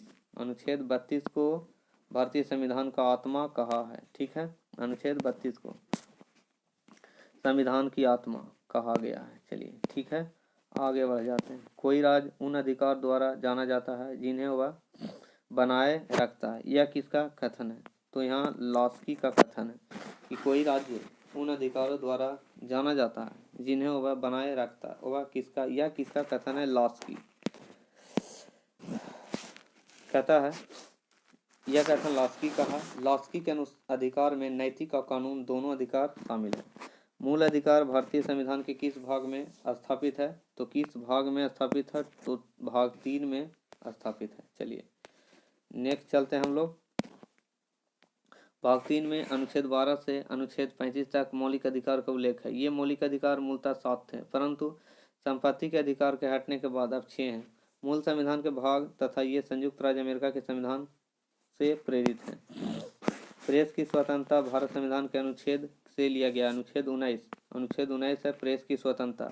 अनुच्छेद 19 का के अनुच्छेद 19 के 1 का में बोलने की स्वतंत्रता है। ठीक है, यानी वाक की स्वतंत्रता। ठीक है, अनुच्छेद 19 है प्रेस की स्वतंत्रता। तो याद रखिएगा, कंफ्यूज नहीं होइएगा, नहीं तो 1 नंबर कटने का चांस रहेगा। चलिए हम लोग नेक्स्ट चलते हैं। कहता भारत के संविधान के किस अनुच्छेद के अंतर्गत सशस्त्र बलों के सदस्यों के मौलिक अधिकारों को विशेष रूप से प्रतिबंधित किया जा सकता है? अनुच्छेद 33। अनुच्छेद 33 के तहत। ठीक है, आगे बढ़ते हैं। अभियुक्त को नमूना हस्ताक्षर करने के लिए बाध्य करना यह माना जाता है क्या माना जाता है? व्यक्तिगत स्वतंत्रता के अधिकार का उल्लंघन। ठीक है ना, दबाव देकर कोई काम कराना। ठीक है। इस पर अनुच्छेद 20(3) के अनुसार किसी अपराध के लिए अभियुक्त किसी व्यक्ति को स्वयं अपने विरुद्ध साक्षी होने के लिए बाध्य नहीं किया जा सकता है। अनुच्छेद 20(3) के अंतर्गत। ठीक है ना, संविधान के अनुच्छेद 20(3) के अंतर्गत किसी अपराध के लिए अभियुक्त किसी भी व्यक्ति को स्वयं अपने विरुद्ध साक्षी होने का बाध्य नहीं किया जा सकता। ठीक है, याद रखिएगा, अनुच्छेद वेरी वेरी इंपॉर्टेंट है। क्वेश्चन के अनुसार याद कीजिए ना, आपको याद हो जाएगा। आप ऐसे रटिएगा तो जल्दी तो याद नहीं होता है, बस क्वेश्चन के थ्रू याद रखिए। भारतीय संविधान में अल्पसंख्यकों को मान्यता किस आधार पर दी जाती है? अल्पसंख्यकों किस आधार पर दी जाती है? तो धर्म के आधार पर दी जाती है। चलिए मान्यता। चलिए आगे बढ़ते हैं। निम्नलिखित में से कौन सा मौलिक कर्तव्य के अंतर्गत नहीं आता है? कौन सा नहीं आता है? तो अभिव्यक्ति की स्वतंत्रता का संरक्षण। ठीक है ना, नेक्स्ट चलते हैं हम लोग। अनुच्छेद 19 में वर्णित मूल अधिकार के अंतर्गत जबकि शेष विकल्प मौलिक कर्तव्य के अंतर्गत आते हैं। तो ये तो क्वेश्चन के अनुसार है। कौन सा एक मौलिक कर्तव्य नहीं है? कौन सा नहीं है यहाँ पर? तो शयन और शिक्षा के अतिरिक्त सभी उपाधियों का उन्मूलन, ये नहीं है। चलिए बाकी सब है। चलिए ठीक है। 42वें संविधान संशोधन 1976 सरदार स्वर्णशील समिति सिफारिश के आधार पर मूल कर्तव्य को सूची निम्न है। ठीक है, पहला कौन कौन है? संविधान का पालन करें और उनके आदर्श संस्थाओं, राष्ट्र ध्वज और राष्ट्रगान का आदर करें। स्वतंत्रता के लिए हमारे राष्ट्रीय आंदोलन को प्रेरित करने वाले उच्च आदर्शों के हृदय में सजाए रखें और उनका पालन करें। भारत की प्रभुता, एकता और अखंडता की रक्षा करें और उसे अक्षुण्ण रखें। देश की रक्षा करें और वाहन के लिए जाने पर राष्ट्र की सेवा करें। भारत के सभी लोगों में समरसता और समान भातृत्व की भावना का निर्माण करें, जो धर्म, भाषा और प्रदेश या वर्ग पर आधारित सभी भेदभाव से परे हो। ऐसी प्रथाओं को त्याग करें जो स्त्री के सम्मान के विरुद्ध है। हमारी सामायिक संस्कृति की गौरवशाली परंपरा का महत्व समझें और उसका परीक्षण करें। परिरक्षण करें। प्राकृतिक पर्यावरण की, जिसके अंतर्गत वन, झील, नदी और वन जीव हैं, रक्षा करें और उसका संवर्धन करें तथा प्राणी मात्र के लिए प्रति दयाभाव रखें। ठीक है, चलिए नेक्स्ट चलते हैं। इसे वैज्ञानिक दृष्टिकोण, मानववाद और ज्ञानार्जन तथा सुधार की भावना का विकास करें। सार्वजनिक संपत्ति को सुरक्षित रखें और हिंसा से दूर रहें। व्यक्तिगत और सामूहिक गतिविधि के सभी क्षेत्रों में उत्कर्ष की ओर बढ़ने का सतत प्रयास करें, जिससे राष्ट्र निरंतर बढ़ते हुए प्रयत्न और उपलब्धि की नई ऊंचाइयों को छू लो। यदि माता पिता या संरक्षक हैं 6 वर्ष तक आयु वाले, अपनी यथास्थिति बालक या प्रति पल के लिए शिक्षा के अवसर प्रदान करें। संविधान में 86वां संशोधन अधिनियम 2002 द्वारा अंतः स्थापित है।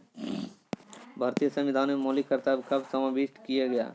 तो कब समाविष्ट? 1976 में समाविष्ट किया गया। संविधान में मौलिक कर्तव्य किस संशोधन द्वारा जोड़ा गया? किस संशोधन द्वारा मौलिक कर्तव्य जोड़ा गया? तो 42वें संविधान संशोधन के द्वारा मौलिक कर्तव्य को जोड़ा गया। ठीक है, भारतीय संविधान में कितने मौलिक कर्तव्य शामिल किए गए हैं? कितने गए हैं? तो 11 किए गए हैं। ठीक है, संविधान का निम्नलिखित में से कौन सा अनुच्छेद मौलिक कर्तव्य से संबंधित है? तो कौन सा अनुच्छेद है? तो अनुच्छेद 51 के का। चलिए जरा नेक्स्ट चलते हैं हम लोग। कहता है भारतीय संविधान में कितने मौलिक कर्तव्य उल्लिखित हैं? कितने मौलिक कर्तव्य हैं? तो 11।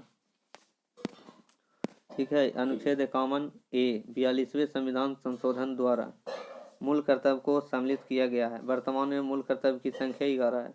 भारतीय संविधान में वर्तमान में कुल कितने मौलिक कर्तव्य उल्लिखित हैं? कितने हैं बाबू? तो 11 हो जाएंगे, अभी बता रहे थे। ठीक है, रिक्त स्थान की पूर्ति करें। कौन हो जाएगा? बी नंबर होगा। चलिए, अधिकार कर्तव्यों को अनुदेशित करता है। अधिकार कर्तव्यों को अनुदेशित करता है। ठीक है, मौलिक कर्तव्य के अध्याय में शामिल है। कौन शामिल है? जरा इसको हम डिटेल बताते हैं। चलिए, मौलिक कर्तव्यों के अध्याय में कुल 10 यानी वर्तमान में 11 मूल कर्तव्य को शामिल किया गया। 51 का खा के अनुसार स्वतंत्रता के लिए हमारे राष्ट्रीय आंदोलन को प्रेरित करने वाले उच्च आदर्शों को हृदय में संजोए रखें और उनका पालन करें। 51 का ड के अनुसार भारत के सभी लोगों में समरसता और समान भ्रातृत्व की भावना का निर्माण करें, जो धर्म, भाषा और प्रदेश या वर्ग पर आधारित हो। ठीक है, नेक्स्ट चलते हैं। पर आधारित सभी भेदभाव से परे हो, दो मने दूर हो। ठीक है ना, ऐसी प्रथाओं का त्याग करें जो स्त्रियों के सम्मान के विरुद्ध हैं। अतः स्पष्ट है कि इसका अभीष्ट उत्तर ए और सी होगा। तो देख लीजिएगा, अभीष्ट उत्तर ए और सी होगा। ठीक है ना, चलिए इसको देख देते हैं। चलिए, इसका आंसर होगा ए और सी होगा। ए नंबर हो जाएगा, कौन हो जाएगा? ए नंबर हो जाएगा और सी नंबर हो जाएगा। याद रखिएगा, ए और सी। चलिए, कहता है मौलिक अधिकार को भोगने को सुनिश्चित करने की जिम्मेदारी निम्नलिखित में से किसे सौंपी गई है? किसे सौंपी गई है? उपयुक्त ए और बी दोनों को। ए और बी दोनों हो जाएगा उच्चतम न्यायालय, उच्च न्यायालय को, उच्च न्यायालय को और उच्चतम न्यायालय दोनों को। ठीक है, चलिए, मौलिक अधिकार निलंबित किए जा सकते हैं किनके द्वारा? राष्ट्रपति के द्वारा मौलिक अधिकार निलंबित किए जा सकते हैं। 352 के तहत आपातकालीन शक्तियां 352 के तहत। ठीक है, चलिए आगे बढ़ते हैं। भारतीय नागरिकों के मौलिक अधिकार को निलंबित किया जा सकता है। ठीक है, राष्ट्रीय आपातकाल के दौरान 352 के तहत। 352 अनुच्छेद है राष्ट्रपति के लिए। ठीक है ना, इसके तहत राष्ट्रपति के द्वारा राष्ट्रीय आपातकाल के दौरान इसको खत्म किया जा सकता है। ठीक है, मौलिक अधिकारों पे यथोचित प्रतिबंध कौन लगा सकता है? तो कौन लगा सकता है? संसद। ठीक है, चलिए आगे बढ़ते हैं हम लोग। निम्नलिखित में से कौन से अनुच्छेद में समता का अधिकार प्रावधान है? तो अनुच्छेद 14 में समता का अधिकार है। ठीक है, 14 और 18 के मध्य कहता है जो मौलिक अधिकारों के अंतर्गत अनुच्छेद 14-18 के मध्य प्रावधानित है, जिनमें से विधि के समक्ष समता का अधिकार अनुच्छेद 14 के अंतर्गत प्रावधानिक है। नागरिकों और विदेशियों दोनों को प्राप्त है। क्या प्राप्त है भाई? तो विधि का अधिकार प्राप्त है, विधि का अधिकार। ठीक है, आगे बढ़िए। निम्नलिखित में से कौन सा मूल अधिकार केवल भारत के नागरिक के लिए ही है? कौन सा है? तो यहाँ हो जाएगा अभिव्यक्ति का अधिकार, केवल भारत के नागरिक के लिए। ठीक है, अनुच्छेद 15 भारत के नागरिक के अनुच्छेद 15, अनुच्छेद 16, अनुच्छेद 19, अनुच्छेद 29, अनुच्छेद 30 में प्राप्त है। ठीक है, और इसलिए डी आंसर सही है। ठीक है, आगे बढ़ते हैं। किसी धर्म विशेष के संवर्धन के लिए करों के भुगतान की अनिवार्यता से मुक्ति की गारंटी दी गई है, तो कौन होगा? अनुच्छेद 27 के द्वारा, अनुच्छेद 27 के द्वारा। चलिए आगे बढ़ते हैं हम लोग। अल्पसंख्यकों के हित की सुरक्षा पर किस अनुच्छेद में विचार किया गया? किस अनुच्छेद में विचार किया गया? अनुच्छेद 29 में विचार किया गया। ठीक है, तथा संविधान के अनुच्छेद 29 खंड ए और 2 के अंतर्गत अल्पसंख्यक वर्गों के हितों की सुरक्षा पर विचार तथा प्रावधान किए गए।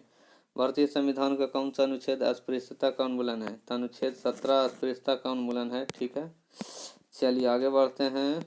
चलिए, निम्नलिखित में कौन सा मौलिक अधिकार नहीं है? नहीं है, हड़ताल का अधिकार ये मौलिक अधिकार नहीं है। ठीक है, याद रखिएगा। चलिए नेक्स्ट चलते हैं हम लोग।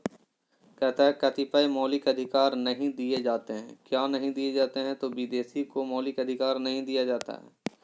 ठीक है ना। चलिए आगे बढ़ते हैं। भारतीय संविधान के अनुसार निम्न में से कौन सा मूल अधिकार नहीं है? सूचना का अधिकार मूल अधिकार नहीं है। मत देने का अधिकार किस कोटि से संबंधित है? तो राजनीतिक अधिकार से, राजनीतिक अधिकार से। ठीक है, नेक्स्ट चलते हैं।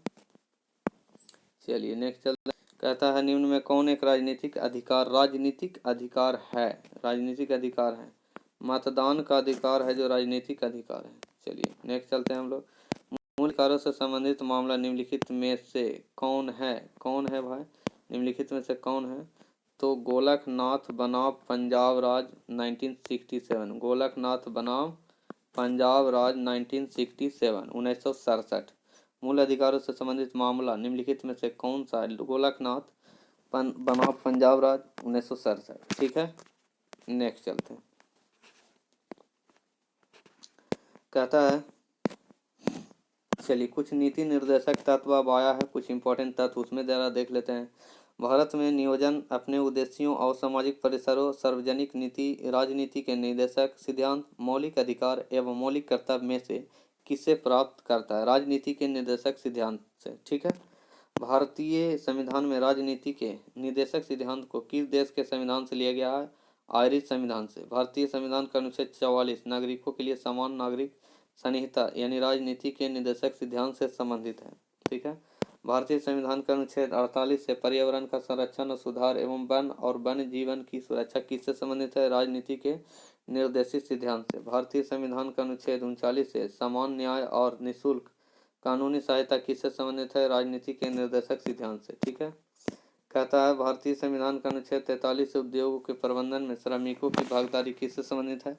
राजनीति के निर्देशित सिद्धांत से। भारतीय संविधान का अनुच्छेद 41 कुछ मामलों में काम, शिक्षा और सार्वजनिक सहायता प्राप्त करने का अधिकार किससे संबंधित है? राजनीति के निर्देशित सिद्धांत से। कौन से संविधान से राजनीति विषयक निर्देशक तत्व अपनाए गए हैं? आयरिश संविधान से। कल्याणकारी राज्य संबंधी विचार किसमें दिए गए हैं? राजनीति संबंधी निर्देशक सिद्धांत। अब कुछ क्वेश्चन है, चलिए क्वेश्चन है देखते हैं। कुछ देर याव है, ठीक है ना। ये पार्ट 1 बना रहे हैं और कुछ आज पूरा तो नहीं होगा, बस 2-3 पार्ट जरूर बनेगा इसका, तभी पार्ट 1 है। कुछ और चलते हैं, आगे बढ़ते हैं। भारत के संविधान में शामिल राजनीति के निर्देशक सिद्धांत की अवधारणा किससे संविधान से ली गई? किसके संविधान से ली गई, मैंने कहाँ से लिया गया रीति निर्देशक तत्व? तो यहाँ आयरलैंड से लिया गया है नीति निर्देशक तत्व, याद रखिएगा, आयरलैंड से लिया गया है नीति निर्देशक तत्व। ठीक है ना, और आगे बढ़ते हैं।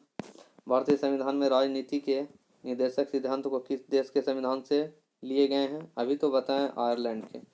चलिए नेक्स्ट है, चलिए आगे बढ़ते हैं जरा।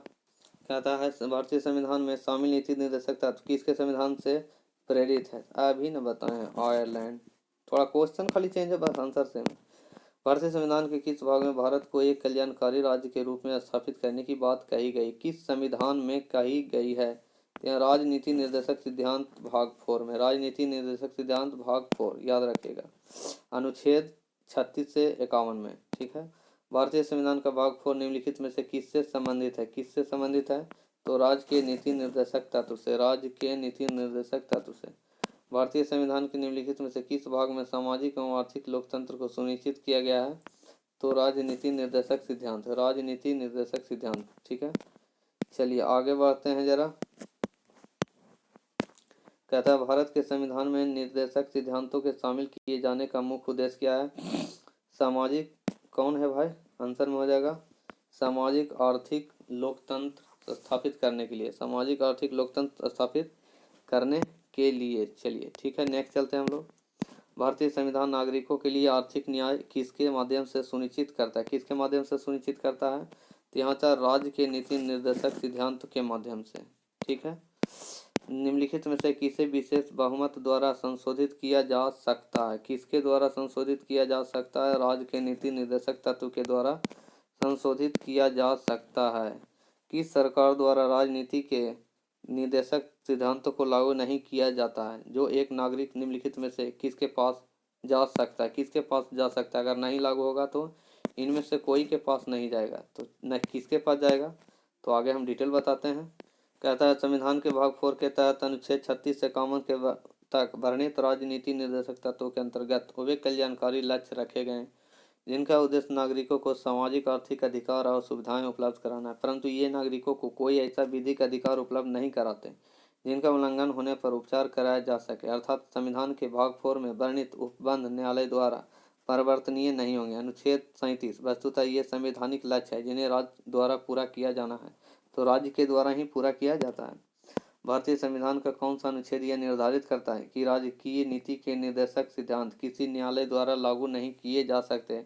कौन से अनुच्छेद के तहत? अतः अनुच्छेद 37 के तहत। ठीक है ना, अनुच्छेद 37 के तहत। ठीक है, संविधान का कौन सा भाग राजनीति के निर्देशक सिद्धांत से संबंधित है? कौन सा भाग है? तो भाग 4 हो जाएगा। चलिए नेक्स्ट चलते हैं, चलिए आगे बढ़ते हैं। चलिए भाग 1 संघ और उसके राज क्षेत्र, भाग 2 नागरिकता और भाग 3 मूल अधिकार से संबंधित है। तो याद रखिए भाग 1 संघ और उसके राज क्षेत्र, भाग 2 नागरिकता और भाग 3 मूल अधिकार से संबंधित है। हमारे संविधान में नीति निर्देशक सिद्धांत क्या है? नीति निर्देशक सिद्धांत क्या है? कानूनी अदालतों द्वारा अपरिवर्तनीय है, कानूनी अदालतों द्वारा अपरिवर्तनीय है। ठीक है, चलिए आगे बढ़ते हैं। किस निर्देशक सिद्धांत पर गांधी जी के नैतिक दर्शन का प्रत्यक्ष प्रभाव है? गांधी कौन सा है भाई? तो गोवध का निर्देश, गोवध पर जो निर्देश है वही महात्मा गांधी के नैतिक दर्शन का प्रत्यक्ष है, गोवध पर निर्देश। चलिए आगे बढ़ते हैं हम लोग। इसके कुछ प्रभाव हैं। प्रत्यक्ष प्रभाव देखिए, ग्राम पंचायत का गठन, ग्रामीण उद्योगों को बढ़ावा देना, मद्यपान निषेध, गोवध पर निर्देश करना, कृषि एवं पशुपालन का संगठन। ठीक है, तो ये 5 हैं जो वेरी वेरी इंपॉर्टेंट है। चलिए नेक्स्ट चलिए, राजनीति के निर्देशक सिद्धांतों में से कौन सा गांधीवादी दर्शन पर आधारित था? कौन गांधीवादी दर्शन पर आधारित था? ग्राम पंचायतों का आयोजन। ठीक है, ग्राम पंचायत का आयोजन। ग्राम राज्य के माध्यम से राम राज्य के बारे में किसने कहा था? तो महात्मा गांधी ने कहा था भाई। ठीक है, संविधान के किस संशोधन ने मौलिक अधिकारों की अपेक्षा राजनीति के निर्देशक सिद्धांत को अधिक महत्वपूर्ण बना दिया गया? तो कौन हो जाएगा, जरा बताते हैं कौन हो जाएगा? सॉरी आजा, तो यहाँ हो जाएगा 42वें संविधान संशोधन। यहाँ हो जाएगा 42वें संविधान संशोधन, ये नंबर होगा 42वें संविधान संशोधन 1976 द्वारा अनुच्छेद 31 में पुनः संशोधन किया गया। उनके विस्तार को और बढ़ाकर उनके सभी नीति निर्देशक तत्व शामिल कर दिया गया। इस सभी प्रकार सभी नीति निर्देशक तत्व के मूल अधिकार में शामिल है। ठीक है, प्राथमिकता प्रदान की गई है। संविधान के किस संशोधन से राजनीति के निर्देशक सिद्धांत को मौलिक अधिकार पर प्रमुखता की स्थिति मिली है? तो यहाँ हो जाएगा 42वें संविधान संशोधन के कहता किस सिद्धांत को मौलिक अधिकारों पर प्रमुखता दी गई है? तो 42वें संविधान संशोधन पर। क्यों संविधान, फिर से क्वेश्चन समझिए, संविधान के किस संशोधन से राजनीति के निर्देशक सिद्धांत को मौलिक अधिकार पर प्रमुखता की स्थिति मिली है? तो 42वां संविधान संशोधन। ठीक है, याद कीजिएगा। चलिए, भारत के संविधान का कौन सा अनुच्छेद भारत को कल्याणकारी राज्य घोषित करने से संबंधित है? 39। ठीक है, अनुच्छेद 39। संविधान सभा किसने कहा था कि सरकारी नीति के निर्देशक सिद्धांत किसी बैंक में देय उस चेक की तरह है जिसका भुगतान बैंक अपनी सुविधा अनुसार करेगा? ठीक है, तो कौन कहा था भाई? जरा केटी शाह के द्वारा कहा गया था कथन। चलिए आगे बढ़ते हैं। अब चलिए राष्ट्रपति और उपराष्ट्रपति के बारे में बस 2 स्लिप 3 और चलेंगे, उसके बाद 3-4 हो जाएगा, 30 जाएगा तो हो जाएगा क्लियर। राष्ट्रपति एवं उपराष्ट्रपति, भारत के नियंत्रक एवं महालेखा परीक्षक अपनी ऑडिट का विवरण किसको प्रस्तुत करते हैं? भारत के राष्ट्रपति को। भारतीय संविधान का अनुच्छेद 360 किससे वित्तीय आपातकाल की घोषणा करने का अधिकार देता है? भारत के राष्ट्रपति को। भारत के राष्ट्रपति, उपराष्ट्रपति, प्रधानमंत्री तथा लोकसभा अध्यक्ष में से कौन राज्य का प्रमुख है? भारत के राष्ट्रपति। भारत के सर्वोच्च न्यायालय के न्यायाधीश को कौन नियुक्त करता है? राष्ट्रपति। भारतीय संविधान का कौन सा भाग आपात उपबंध के बारे में बताता है? तो भाग, यहाँ पर देखिए भाग क्या है? 18, भाग 18 याद रखिएगा, ठीक है। कोई व्यक्ति भारत के राष्ट्रपति के पद पर कितनी बार चुना जा सकता है? कितना बार चुना जा सकता है? कोई समय सीमा नहीं है, ठीक है। खाली स्थान के अनुसार भारत का राष्ट्रपति लोकहित या संविधान की व्याख्या से संबंधित किसी विषय को सर्वोच्च न्यायालय के पास परामर्श के लिए भेज सकता है, सलाह संबंधित क्षेत्राधिकार को, ठीक है। कौन हमारे देश के दोनों में से किसी भी सदन का सदस्य नहीं होता है? राष्ट्रपति। भारत के देखिए संसद के 3 सदस्य, ठीक है, संसद के 3 अंग हैं, लोकसभा, राज्यसभा और राष्ट्रपति। तो इस टाइप से आप 3 को याद रखिएगा, ठीक है ना। तो ये तो खुद अपना अपना विभाग है सबका, ठीक है ना। तो संसद के हो जाएंगे। चलिए आगे बढ़िए। भारत के मुख्य न्यायाधीश को कौन नियुक्त करता है? भारत के राष्ट्रपति। कौन दोनों सदनों का आह्वान करता है? राष्ट्रपति। भारत के राष्ट्रपति का एक कार्यकाल कितने वर्ष के लिए होता है? 5 वर्ष। भारत में राज्य के राज्यपाल की नियुक्ति कौन करता है? भारत के राष्ट्रपति। राष्ट्रीय आपातकाल के राज्य के विषयों पर संसद द्वारा बनाए गए कानून आपातकाल की समाप्ति के पश्चात कितने समय बाद निष्क्रिय हो जाते हैं तथा प्रवृत्ति में नहीं रहते हैं? 6 माह। कौन सा राज्य विधानमंडल द्वारा पारित धन अथवा वित्तीय विधेयक को भारत में वित्तीय आपातकाल के दौरान सुरक्षित रखने का निर्देश दे सकता है? भारत के तथा राज्यों के संवैधानिक उपबंधों की विफलता के आधार पर किस प्रकार का आपातकाल विद्यमान किया जा सकता है? राजकीय आपातकाल। भारत में वित्तीय आपातकाल अधिकतम कितनी अवधि के लिए बढ़ाया जा सकता है? अनिश्चितकाल। भारत के राष्ट्रपति के चुनाव तथा उसका तरीका द्वारा संशोधित किया जा सकता है, संसद के विशेष बहुमत तथा राज्य की सहमति। भारत में युद्ध या बाह्य आक्रमण या सशस्त्र विद्रोह के आधार पर किस प्रकार का आपातकाल विद्यमान किया जा सकता है? राष्ट्रीय आपातकाल। भारतीय संविधान का अनुच्छेद 356 किसके बारे में? राज्य में राष्ट्रपति शासन लागू करना।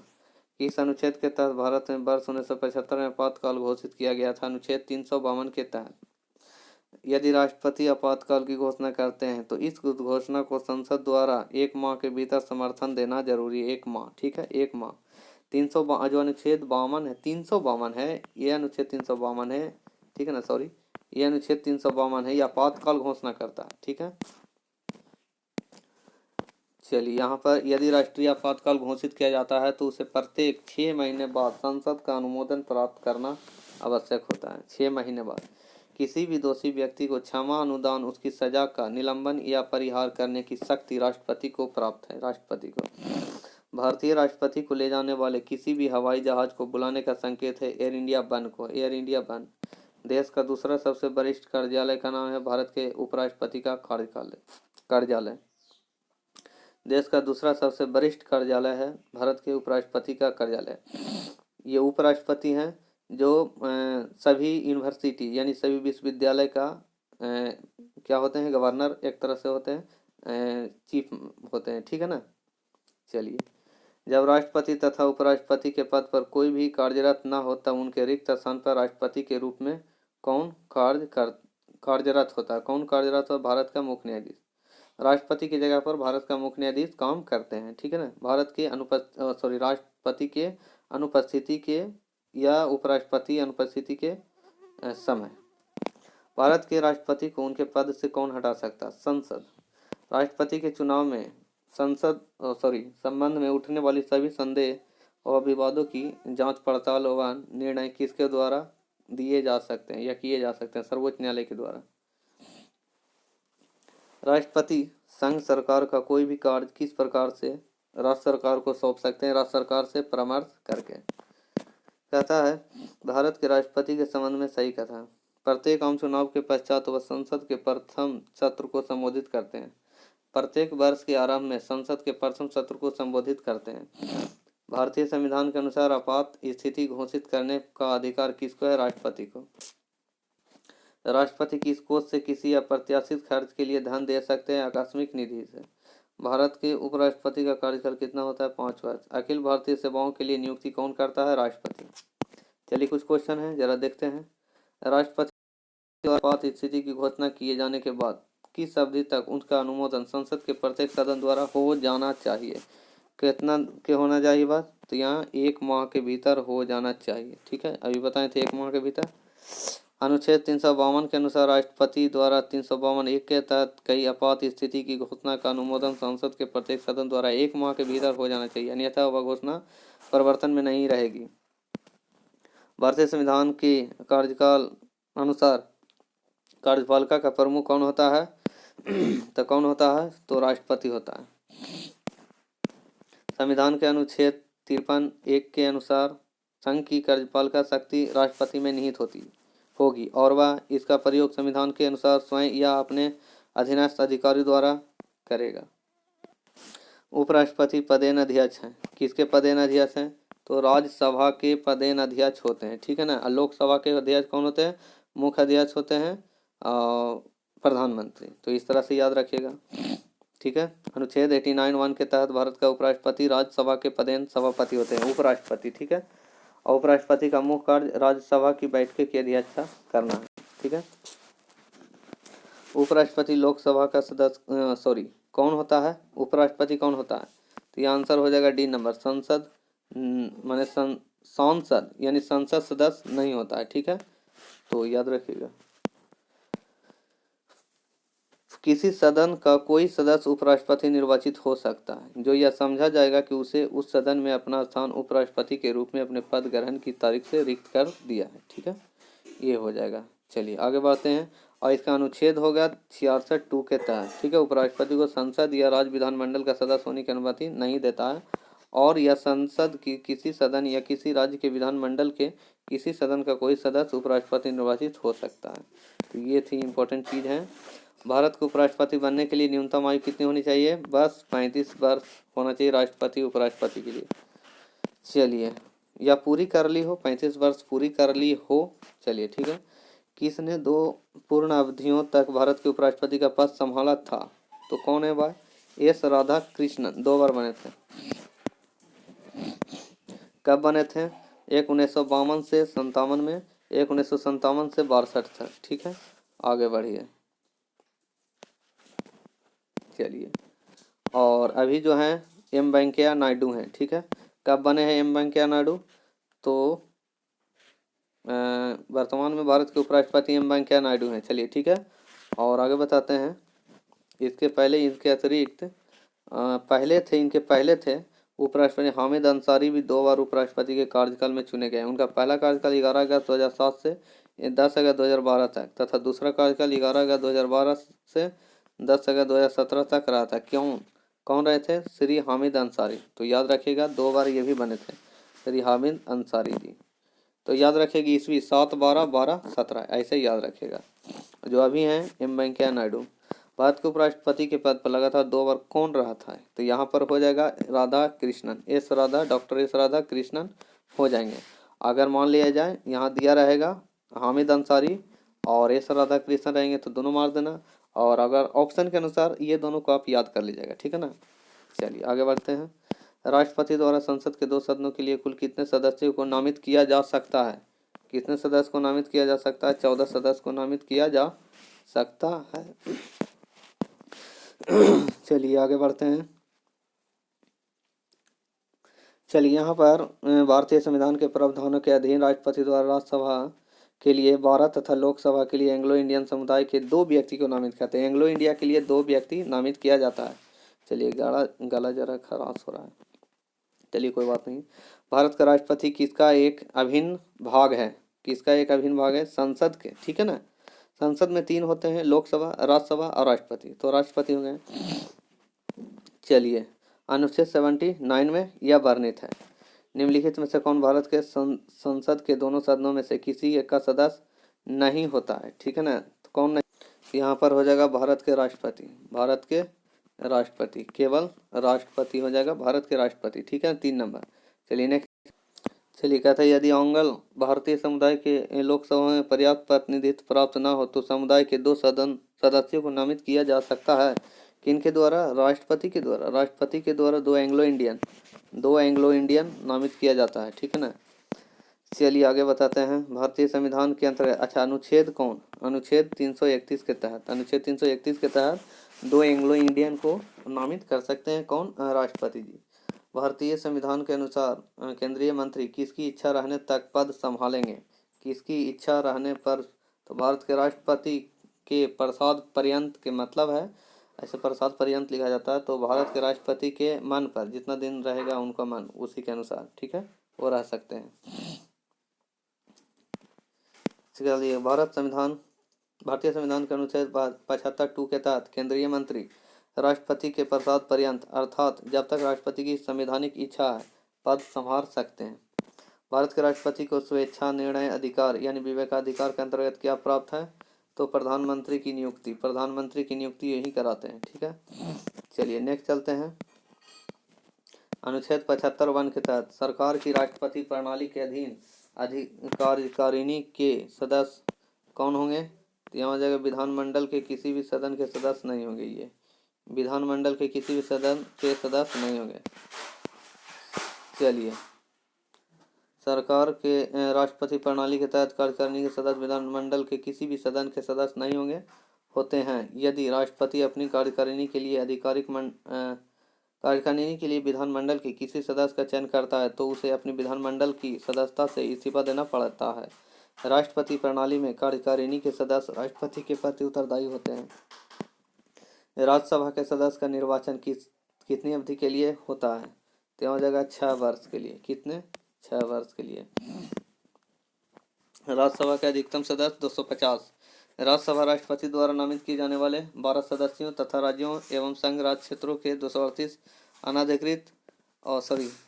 अनधिक प्रतिनिधियों से मिलकर बनती है। इसके सदस्य 6 वर्ष के लिए चुने जाते हैं। अस्थायी सदन होने के कारण राज्यसभा का विघटन नहीं होता है, पर इसके 1/3 सदस्य प्रत्येक 2 वर्ष की समाप्ति पर निर्वाचित हो जाते हैं। अनुच्छेद 83(1) के जिसके स्थान पर 6 वर्षीय कार्यकाल के लिए नए सदस्य चुने जाते हैं, ठीक है ना। चलिए, ये कभी भंग नहीं होता, जो राज्यसभा है कभी भंग नहीं होता। जैसे जिस तरह से कॉलेज है कि मैंने एडमिशन होता है, लड़का पढ़ के निकलता है, उसी प्रकार से यहाँ आते जाते रहते हैं। चलिए, राज्यसभा के लिए राष्ट्रपति द्वारा कितने सदस्य नामित किए जाते हैं? कितने किए जाते हैं? 12। राज्यसभा के लिए राष्ट्रपति के द्वारा 12 सदस्य चुने जाते हैं। चलिए हम लोग नेक्स्ट चलते हैं। कहता भारतीय संविधान के अनुच्छेद 80(1) के उपबंधों के अनुसार राष्ट्रपति द्वारा मंत्रिपरिषद की सलाह पर कला, साहित्य, विज्ञान और सामाजिक सेवा के क्षेत्र से संबंधित 12 व्यक्ति को राज्यसभा के सदस्य के रूप में नामित किया जाता है। राष्ट्रपति राज्यसभा के लिए उन व्यक्तियों में से जो कला, साहित्य, समाज सेवा आदि ख्याति प्राप्त है। तो कितने सदस्य इसमें से? 12। कितने? 12, ठीक है। आगे बढ़िए। राष्ट्रपति पद में रिक्ति की स्थिति में उपराष्ट्रपति अधिकतम कितनी अवधि के लिए राष्ट्रपति के तौर पर कार्य कर सकता है? कितने अवधि के लिए? तो 6 महीने के लिए। फिर से समझिए क्या कहा था। राष्ट्रपति पद में रिक्ति की स्थिति में, जब राष्ट्रपति जी नहीं है, इस स्थिति में उपराष्ट्रपति अधिकतम कितनी अवधि के लिए राष्ट्रपति के तौर पर कार्य कर सकते हैं? उपराष्ट्रपति 6 महीना तक ही कार्य कर सकते हैं। कितने? 6 महीने तक, याद रखिएगा। अनुच्छेद 62(2) के अनुसार राष्ट्रपति की मृत्यु, पद त्याग या पदच्युत या अन्य कारण से हुई उनके पद में रिक्ति को भरने के लिए निर्वाचन रिक्ति स्थिति से 6 माह बीतने से पहले किया जाएगा। अर्थात अनुच्छेद 65(1) के अनुरूप ऐसी दशा में उपराष्ट्रपति 6 माह तक राष्ट्रपति रह सकता। यदि लोकसभा का अध्यक्ष त्यागपत्र देना चाहे तो वह अपना त्यागपत्र निम्नलिखित में से किनको दे सकता है? तो बी नंबर, उपाध्यक्ष को। देखिए, लोकसभा का जो अध्यक्ष है अपने उपाध्यक्ष को ही त्यागपत्र देता है, ठीक है, और उपाध्यक्ष अपने अध्यक्ष को। तो ये दोनों कोरिलेटेड है, याद रखिएगा, वेरी वेरी इंपॉर्टेंट है। जब राष्ट्रपति और उपराष्ट्रपति दोनों के पद एक साथ खाली हों तो राष्ट्रपति पद पर अस्थायी रूप से कौन काम कर सकता है? चलिए, कौन काम कर सकता है भाई? कौन काम कर सकता है? तो यहाँ भारत के मुख्य न्यायाधीश, अगर राष्ट्रपति और उपराष्ट्रपति दोनों नहीं है अपने पद पर, तो उस समय भारत के मुख्यमंत्री ही भारत का मुख्य न्यायाधीश ही काम करेंगे। भारतीय संविधान के अनुसार निम्नलिखित में से क्या संवैधानिक निकाय संस्था है? कौन है? वित्त आयोग, याद रखिएगा। चलिए आगे बढ़ते हैं। पहले वित्त आयोग का गठन हुआ था, कब हुआ था? तो 1951 में हुआ था। पहले वित्त आयोग का गठन 1951। भारत के राष्ट्रपति द्वारा वित्त आयोग की नियुक्ति कितने वर्षों के बाद की जाती है? कितने वर्षों के बाद की जाती है? तो यहाँ हो जाएगा 5 वर्षों के बाद। वित्त आयोग की नियुक्ति कौन करता है? वित्त आयोग की नियुक्ति करता है राष्ट्रपति। कौन करता है? राष्ट्रपति। केंद्र सरकार किसकी सिफारिश के आधार पर भारत की समेकित निधि से राज्यों को सहायता अनुदान देती है? तो वित्त आयोग। कौन? वित्त आयोग की समेकित निधि। चलिए, केंद्र और राज्य के बीच केंद्रीय संसाधन के निर्णय पर केंद्र और राज्य के बीच केंद्रीय संसाधनों के निर्णय पर परामर्श करने के लिए राष्ट्रपति द्वारा किस निकाय का गठन किया जाता है? किस निकाय का गठन किया जाता है? वित्त आयोग। कौन हो जाएगा? वित्त आयोग। चलिए आगे बढ़ते हैं। भारत की आकस्मिकता निधि का संरक्षण कौन करता है? तो राष्ट्रपति। कौन करता है? राष्ट्रपति। चलिए आगे बढ़ते हैं। अनुच्छेद 267 के कहता है संविधान के अनुच्छेद 267 एक आकस्मिकता निधि की स्थापना का प्रावधान करता है। इसका गठन किसी अत्यावश्यक आकस्मिक प्रकृति के व्ययों हेतु किया जाता है जिनके लिए संसद की मंजूरी नहीं मिली हुई हो। तो बाद में मंजूरी प्राधिकार मिल जाने पर निकाली गई रकम भी भरपाई कर दी जाती है। ठीक है, नेक्स्ट चलते हैं। चलिए, कहता संघ लोक सेवा आयोग के सदस्य की नियुक्ति किनके द्वारा की जाती है? किनके द्वारा की जाती है? तो राष्ट्रपति के द्वारा की जाती है। चलिए, अनुच्छेद 316(1) के अनुसार भारत के अटॉर्नी जनरल की नियुक्ति कौन करता है? भारत के राष्ट्रपति। अटॉर्नी जनरल, ठीक है ना। चलिए, अभी कौन है वर्तमान में? के गोपालन, ठीक है। और निम्न में से भारत के वह राष्ट्रपति कौन थे जो 2 बार राष्ट्रपति के पद पर रहे थे? कौन है? बस के.आर. नारायणन। सॉरी, यहाँ के.आर. नारायण, बाबू राजेंद्र प्रसाद हो जाएंगे। ठीक है, चलिए, बहुत बड़ा बवंडर गलती होता है। देश की सशस्त्र सेनाओं का सर्वोच्च कमांडर इन चीफ कौन है? चलिए, राष्ट्रपति होते हैं। चलिए आगे बढ़ते हैं।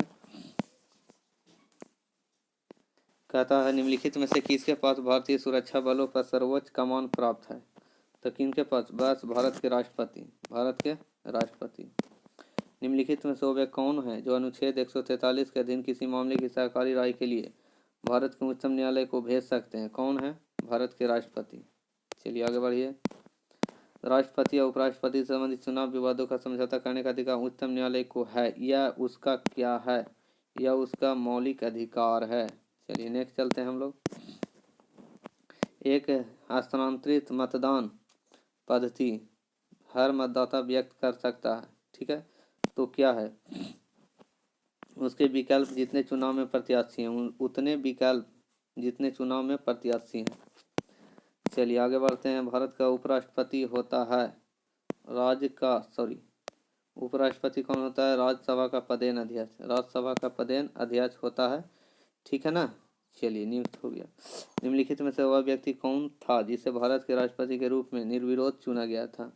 तो यहाँ हो जाएंगे संजीव रेड्डी जी। ठीक है ना, संजीव रेड्डी।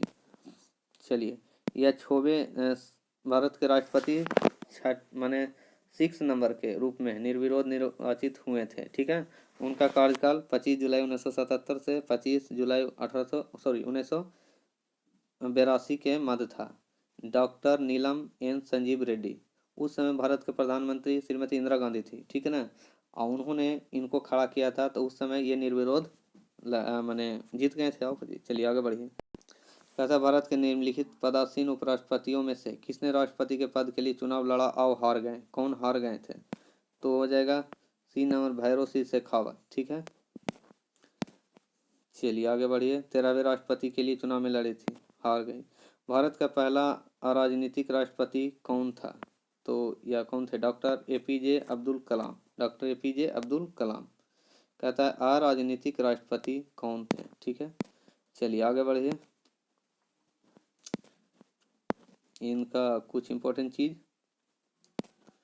कहता है इन्हें आमजन का राष्ट्रपति या पीपुल्स प्रेसिडेंट भी कहा जाता है। देखिए इंपॉर्टेंट लाइन मिल गया, इन्हें आमजन का राष्ट्रपति या पीपुल्स प्रेसिडेंट भी कहा जाता है।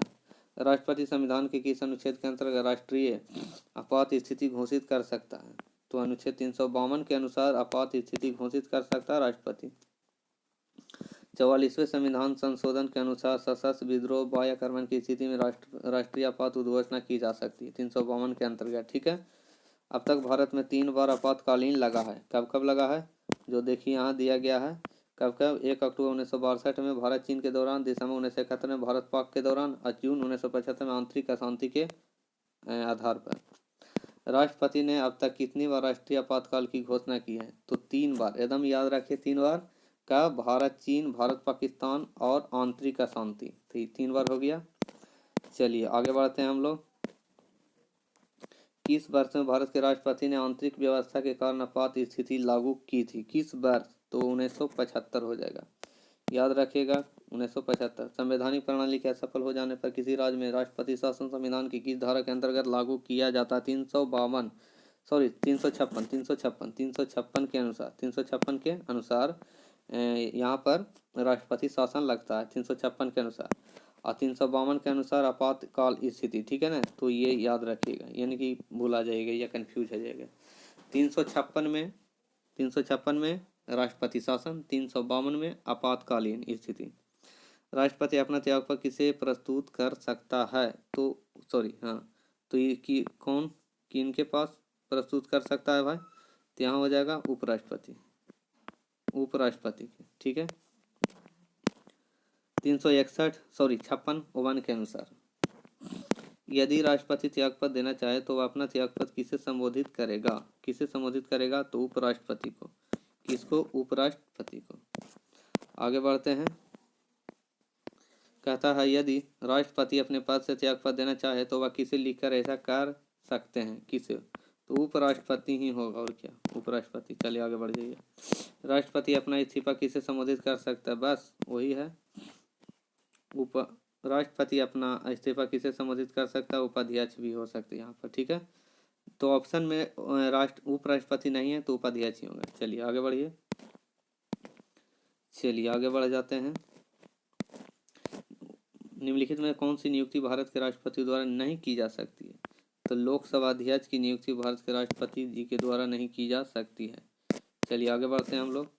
निम्नलिखित में से कौन सी नियुक्ति भारत के राष्ट्रपति के अधिकार में नहीं है, तो कौन होगा, लोकसभा का अध्यक्ष। लोकसभा का अध्यक्ष की नियुक्ति नहीं राष्ट्रपति के द्वारा किया जाता है। कौन भारत के राष्ट्रपति द्वारा नियुक्ति नहीं किया जा सकता है, तो अभी तो बताएंगे। चलिए कौन हो जाएगा, तो भारत के उपराष्ट्रपति को। चलिए आगे बढ़िए। इनके चलिए यहाँ पर डिपेंड है कि दोनों सदस्य, इनके एकल मत प्रणाली के द्वारा ही चुनाव होता है। उपराष्ट्रपति के निर्वाचन संसद के दोनों सदनों के सदस्यों से मिलकर बनने वाले निर्वाचन गण के सदस्यों द्वारा अनुपातिक मत प्रणाली प्रतिनिधि पत्ती के द्वारा एकल संक्रमणीय मत द्वारा होता है। देखिए यही हो गया, दोनों के लिए वही होता है रूल। ठीक है, राष्ट्रपति उपराष्ट्रपति के लिए अनुपातिक एकल मत प्रणाली संक्रमणीय मत प्रणाली के द्वारा। ठीक है, याद रखिएगा। भारत के राष्ट्रपति के चुनाव के लिए नागरिक को कितनी आयु पूरी कर लेनी चाहिए, राष्ट्रपति के लिए 35 वर्ष पूरा हो जाना चाहिए बाबू। ठीक है, चलिए निम्नलिखित में कौन राष्ट्रपति के चुनाव में हिस्सा नहीं लेते हैं, तो विधानसभा के नामांकित किए गए सदस्य। ठीक है, चलिए आगे बढ़ते हैं। चलिए कहता संविधान का अनुच्छेद 54 राष्ट्रपति के निर्वाचन मंडल के सदस्य का प्रावधान करता है, जिसमें निम्नलिखित सदस्य होते हैं। पहला, संसद के दोनों सदनों के निर्वाचित सदस्य। दूसरा, राज्यों के विधानसभा के निर्वाचित सदस्य। तीसरा, दिल्ली पुदुचेरी विधानसभाओं के निर्वाचित सदस्य। और 70वें संविधान संशोधन 1992 द्वारा अंतर स्थापित भारत के राष्ट्रपति पर महाभियोग की विधि अपनाई गई है। कहाँ से लाया गया है, तो यूएसए से लाया गया है महाभियोग। ठीक है, अनुच्छेद 61 के तहत महाभियोग लगाया जाता है। राष्ट्रपति की सेवानिवृत्ति आयु क्या है, तो डी नंबर, कोई समय सीमा नहीं है। ठीक है, 5 वर्ष तक तो रहता है, लेकिन उसका जो एक्चुअल एज के अनुसार नहीं रहता। ठीक है, चलिए भारत के राष्ट्रपति पद के लिए निर्धारित अधिकतम आयु क्या है, निर्धारित अधिकतम आयु, कोई अधिकतम आयु नहीं है। संसद के दोनों सदनों का संयुक्त सत्र कौन बुला सकता है, तो राष्ट्रपति। कौन, राष्ट्रपति। अनुच्छेद 108 के अनुसार लोकसभा के अध्यक्ष के द्वारा की जाती है। ठीक है, लोकसभा के अध्यक्ष के द्वारा। संसद के दोनों सदनों के बीच गतिरोध की स्थिति में संयुक्त अधिवेशन की अध्यक्षता कौन करता है, भाई, तो लोकसभा के अध्यक्ष ही संयुक्त अधिवेशन की अध्यक्षता करता है। 6 महीने में संसद की स्वीकृति लेकर राष्ट्रपति शासन अधिकतम कितने समय के लिए बढ़ाया जा सकता है? कितने समय के लिए बढ़ाया जा सकता है? 3 साल के लिए बढ़ाया जा सकता है। चलिए 356(4) के प्रथम परंतु संविधान में कितने प्रकार के आपातकालों का प्रावधान है? तो 3 प्रकार के। चलिए ठीक है। भारत के राष्ट्रपति के पास आपात अधिकार है, तो 3 प्रकार के आपात अधिकार हैं। चलिए नेक्स्ट चलते हैं हम लोग। भारत में राष्ट्रपति कितनी बार वित्तीय आपात स्थिति की घोषणा कर चुके हैं? 3 बार। कभी नहीं, अभी कभी नहीं, कभी नहीं। चलिए ठीक है। भारत में राष्ट्रपति कितनी बार वित्तीय आपात स्थिति की घोषणा? वित्तीय आपात स्थिति की कभी नहीं हुआ, ठीक है ना। चलिए आगे बढ़ते हैं हम लोग। राष्ट्रपति को किस अनुच्छेद के अंतर्गत यह अधिकार प्राप्त है कि वित्तीय आपातकाल लागू कर सकते हैं? वित्तीय आपातकाल लागू करने का अधिकार 360 के तहत, ठीक है ना। चलिए आगे बढ़ते हैं। वित्तीय आपातकाल 360 के तहत किस अनुच्छेद का उपयोग करके भारत के राष्ट्रपति वित्तीय आपातकाल को घोषित कर सकते हैं? तो अनुच्छेद 360 के तहत। अनुच्छेद 360 के तहत वित्तीय आपात कितने समय के लिए लागू की जा सकती है? तो यहाँ हो जाएगा कोई अधिकतम अवधि नहीं है, ठीक है। नेक्स्ट चलते हैं हम लोग। कौन भारत में वित्तीय आपातकाल घोषित करता है? तो कौन हो जाएगा? राष्ट्रपति। भारत में किस प्रकार की आपात स्थिति अभी तक केवल एक बार लागू की गई है? तो किस प्रकार की? तो यहाँ हो जाएगा आंतरिक आपात स्थिति। आंतरिक आपात स्थिति एक बार लागू की गई है, ठीक है। कहता है 25 जून 1975 से 21 मार्च 1977 आपातकाल भारतीय इतिहास में 21 महीने का वह समय था जब तत्कालीन प्रधानमंत्री इंदिरा गांधी की सलाह पर तत्कालीन राष्ट्रपति फखरुद्दीन अली अहमद ने भारतीय संविधान की धारा 352 के अंतर्गत आंतरिक आपात आधार पर आपातकाल की घोषणा की थी। 44वें संविधान संशोधन द्वारा अनुच्छेद 352 में आंतरिक अशांति के स्थान पर सशस्त्र विद्रोह के आधार पर आपात की घोषणा का प्रावधान किया गया है। भारत में स्वतंत्रता के बाद कितनी बार राष्ट्रीय आपातकाल लागू हो चुकी है? तो 3 बार राष्ट्रीय आपातकाल लागू हो चुकी है, इसको याद रखिएगा। वित्तीय आपातकाल नहीं लागू हुआ, ठीक है, 352 के तहत, ठीक है। चलिए आगे बढ़ते हैं, पढ़ लीजिएगा इसको। निम्नलिखित में से कौन से जोड़े का सही मिलान किया गया है? कौन सा जोड़ा सही है? तो B number. ADM Jabalpur case आपातकाल में नागरिकों का अधिकार। एडीएम जबलपुर केस आपातकाल में नागरिकों का अधिकार। चलिए नेक्स्ट चलते हैं हम लोग। चलिए आगे बढ़ते हैं। भारत का राष्ट्रपति अपने पद पर पुनर्निर्वाचन के लिए कितनी बार खड़ा हो सकता है? तो जितनी बार चाहे उतनी बार खड़ा हो सकता है, ठीक है। अनुच्छेद 57 के तहत उस पद के लिए पुनर्निर्वाचित हो सकता है, ठीक है। आगे बढ़ते हैं। भारतीय संघ के राष्ट्रपति के पास वही संवैधानिक अधिकार है जो किसके पास है? तो ब्रिटिश राजा रानी के पास। ब्रिटिश राजा रानी के पास अधिकार जो है उसी वही भारत के राष्ट्रपति की संसदीय मत प्रणाली जो भारत के राष्ट्रपति के पास है, ठीक है, पावर। आगे बढ़ते हैं हम लोग। राष्ट्रपति का अध्यादेश कितनी अवधि के लिए लागू रहता है? तो 6 महीने के लिए लागू रहता है। चलिए कौन अनुच्छेद 123 के तहत, ठीक है, अनुच्छेद 123 के तहत भारत सरकार का संवैधानिक अध्यक्ष कौन होता है? तो राष्ट्रपति। चलिए आगे बढ़ते हैं। 53 के अनुच्छेद 53 के अनुसार, ठीक है, निम्नलिखित में से कौन से भारत राज्य का कार्यपालक अध्यक्ष नहीं है? नहीं है कौन? तो राष्ट्रपति नहीं है, ठीक है। नेक्स्ट चलते हैं। निम्नलिखित में से कौन अपना पद राष्ट्रपति की संतुष्टि के दौरान धारण करता है? कौन धारण करता है? राज्यपाल, ठीक है। राज्यपाल को नियुक्ति राष्ट्रपति के द्वारा होता है, ठीक है। अनुच्छेद 356 के तहत राज्यपाल राष्ट्रपति के प्रसाद पर्यंत अपना पद धारण करता है, ठीक है ना। राष्ट्रपति के प्रसाद पर्यंत ही राज्यपाल अपना पद धारण करता है। चलिए नेक्स्ट चलते हैं हम लोग। भारत के उपराष्ट्रपति का चुनाव किया जाता है, किसके द्वारा चुनाव किया जाता है? तो संसद के सदस्य द्वारा, संसद के सदस्यों के द्वारा। चलिए आगे बढ़ते हैं। एकल संक्रमणीय मत प्रणाली के द्वारा, ठीक है ना, अनुपातिक होता है, ठीक है ना। भारत के उपराष्ट्रपति को निम्नलिखित में से किसके द्वारा चुना जाता है? चुना जाता है तो संसद के सदस्यों के द्वारा, संसद के सदस्यों के द्वारा। भारत के उपराष्ट्रपति के निर्वाचन के संबंध में कोई विवाद क्या है? तो उच्चतम न्यायालय में आवश्यक फाइल किया जाना चाहिए, ठीक है। आगे बढ़ते हैं। चलिए आगे बढ़ते हैं। भारत राष्ट्र की समाप्ति से पूर्व महाभियोग करने के लिए किसकी अनुशंसा अनिवार्य है? तो संसद के दोनों सदन के लिए, संसद के दोनों सदन से अनिवार्य है। 14 दिन की पूर्व लिखना सूचित पेश किया जाता है, ठीक है ना। तो कम से कम यहाँ पर उनके सदस्य की कम से 104 सदस्य पर प्रस्तावित तथा कुल सदस्य संख्या 2/3 बहुमत द्वारा पारित होना चाहिए, ठीक है ना, तब पास होगा। भारत के राष्ट्रपति पर महाभियोग चलाया जा सकता है, संसद के द्वारा महाभियोग चलाया जाता है, संसद, ठीक है। आगे बढ़ते हैं। 14 दिन पहले नोटिस दिया जाता है, ठीक है ना। चलिए आगे बढ़ते हैं। संविधान के उल्लंघन के लिए राष्ट्रपति के विरुद्ध अभियोग कार्यवाही किसमें शुरू की जा सकती है? तो हो जाएगा संसद के किसी भी सदन में अभियोग लगाया जा सकता है, संसद के किसी भी सदन में लगाया जा सकता है अभियोग।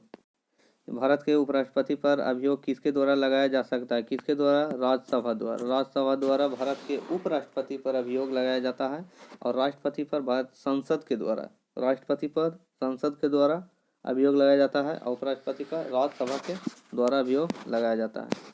चलिए, तो ये थे कुछ इंपॉर्टेंट तथ्य। अपने नेक्स्ट वीडियो में आपको संसद से रिलेटेड रहेगा, ठीक है ना, संसद से रिलेटेड रहेगा। तो आशा करता हूँ ये वीडियो आप लोग को अच्छा लगेगा और अच्छा लगेगी, ठीक है ना। सभी हमारे भाई बहन बंधु जो पढ़ रहे हैं या पढ़िएगा उसके लिए तो वीडियो को लाइक ज़रूर कर दीजिएगा, लाइक ज़रूर कीजिएगा। उसके बाद दोस्त के साथ शेयर ज़रूर कीजिएगा। इस तरह से वीडियो पाने के लिए और नोटिफिकेशन पाने के लिए सब्सक्राइब कर लीजिएगा।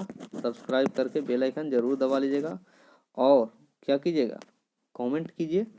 जो भी किसी प्रकार का जो भी चीज़ चाहिए आपको वो प्राप्त आपको हो जाएगा, ठीक है। पढ़ने वाला सामान कमेंट कीजिए। किसी प्रकार के त्रुटि के लिए, किसी प्रकार के दिक्कत के लिए आप कमेंट कर सकते हैं। इस तरह से वीडियो पाने के लिए थैंक यू। जय हिंद, जय भारत।